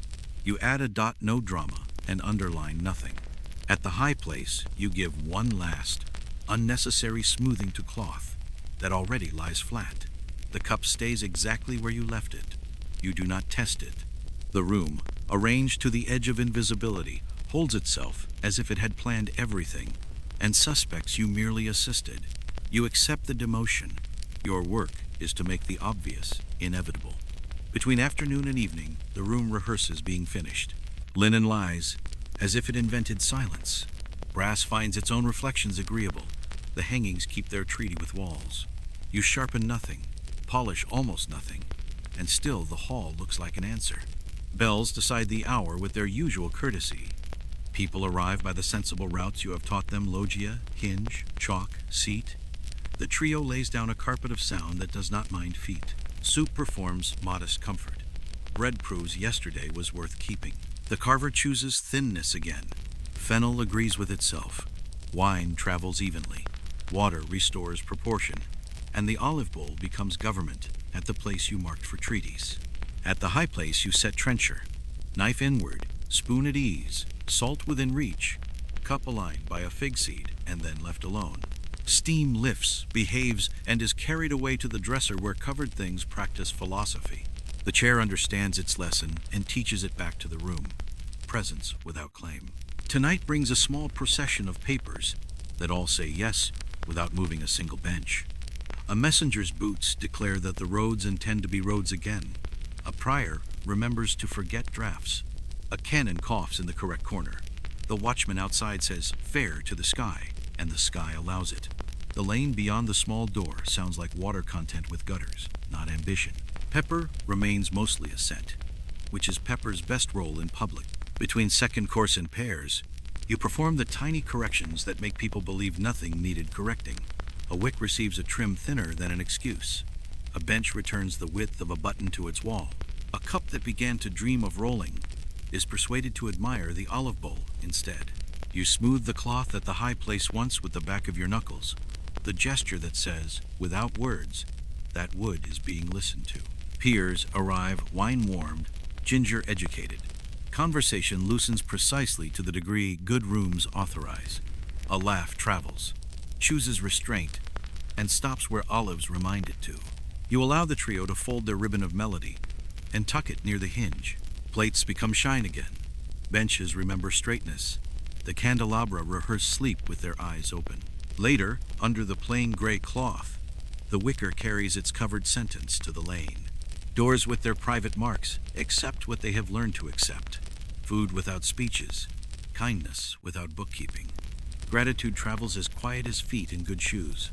Rain does not apply for a roll and is nevertheless remembered by stone. Back inside, you let the ledger eat the line you wrote for nights like this. Third feast concluded. Chair as taught, and leave no underline. The cup at the high place you do not move. You are already certain where it belongs. When the room becomes itself again, table a seam, benches commas, hangings adjectives, beeswax small moons, you stand where air is most honest, and listen for any argument that might still be hiding. None volunteers. Guests have learned the answer to the question no one will ask aloud. Why the seat stayed empty? Because absence sometimes keeps order better than arrival. Because roads, saints, shoes, arithmetic, and weather all prefer to be consulted. Because a chair can teach a hall to behave by refusing to make it about a person. You close the door with the pressure that turns a latch into a thought, and let the city finish being evening without you. You let the house drift toward sleep the way flour drifts toward dough quiet. Inevitable, agreeable to hands. The hall keeps breathing in its long rectangle. The cloth rises a finger and settles. The hangings cool to the color of fruit after dusk. In the courtyard, the copper basin holds a pale, patient moon. Somewhere beyond, a broom finishes a sentence to stone and leans itself into forgetfulness. You walk once more past the high place, letting your sleeve brush the cushion as if to collect a rumor of lavender for the road to bed. You count without needing numbers, the pewter plates becoming night by degrees, the knives learning the decency of edges that are sleeping, the jars in the pantry keeping their promises, the door rehearsing hush. You think of the lane and the doors with their private marks, and how kindness prefers to be carried by hands that own their work and not their stories. You think of the messenger's gray ribbon and the yes that moved nothing, of dust corrected by sand, of shoes that forgave floors by asking permission, of saints content with their lamps, of weather that tried, then remembered to be weather. Upstairs, a window not quite closed admits the smallest draught of figs and wet brick. The bed waits, unsentimental and exact. You do what rooms have taught you to do. Arrange what is already correct. Decide nothing loudly. Let wood and cloth and iron take their turns at being responsible. If there is a lesson, it breathes like beeswax, warm, useful, uninterested in applause. You close your eyes with the same care you use to close a ledger, not to hide anything, only to allow rest to do its arithmetic. Shoes wait for morning. Bells rehearse their first sentence. The city practices dawn behind its lids. The last thought is small and sufficient. Everything is where it should be. We hope this quiet step into another time has left you feeling rested. If you've enjoyed it, you're welcome to like, share, or leave a gentle note. And if you'd like more slow walks through history, you can subscribe and join us again. End of script. Sweet dreams.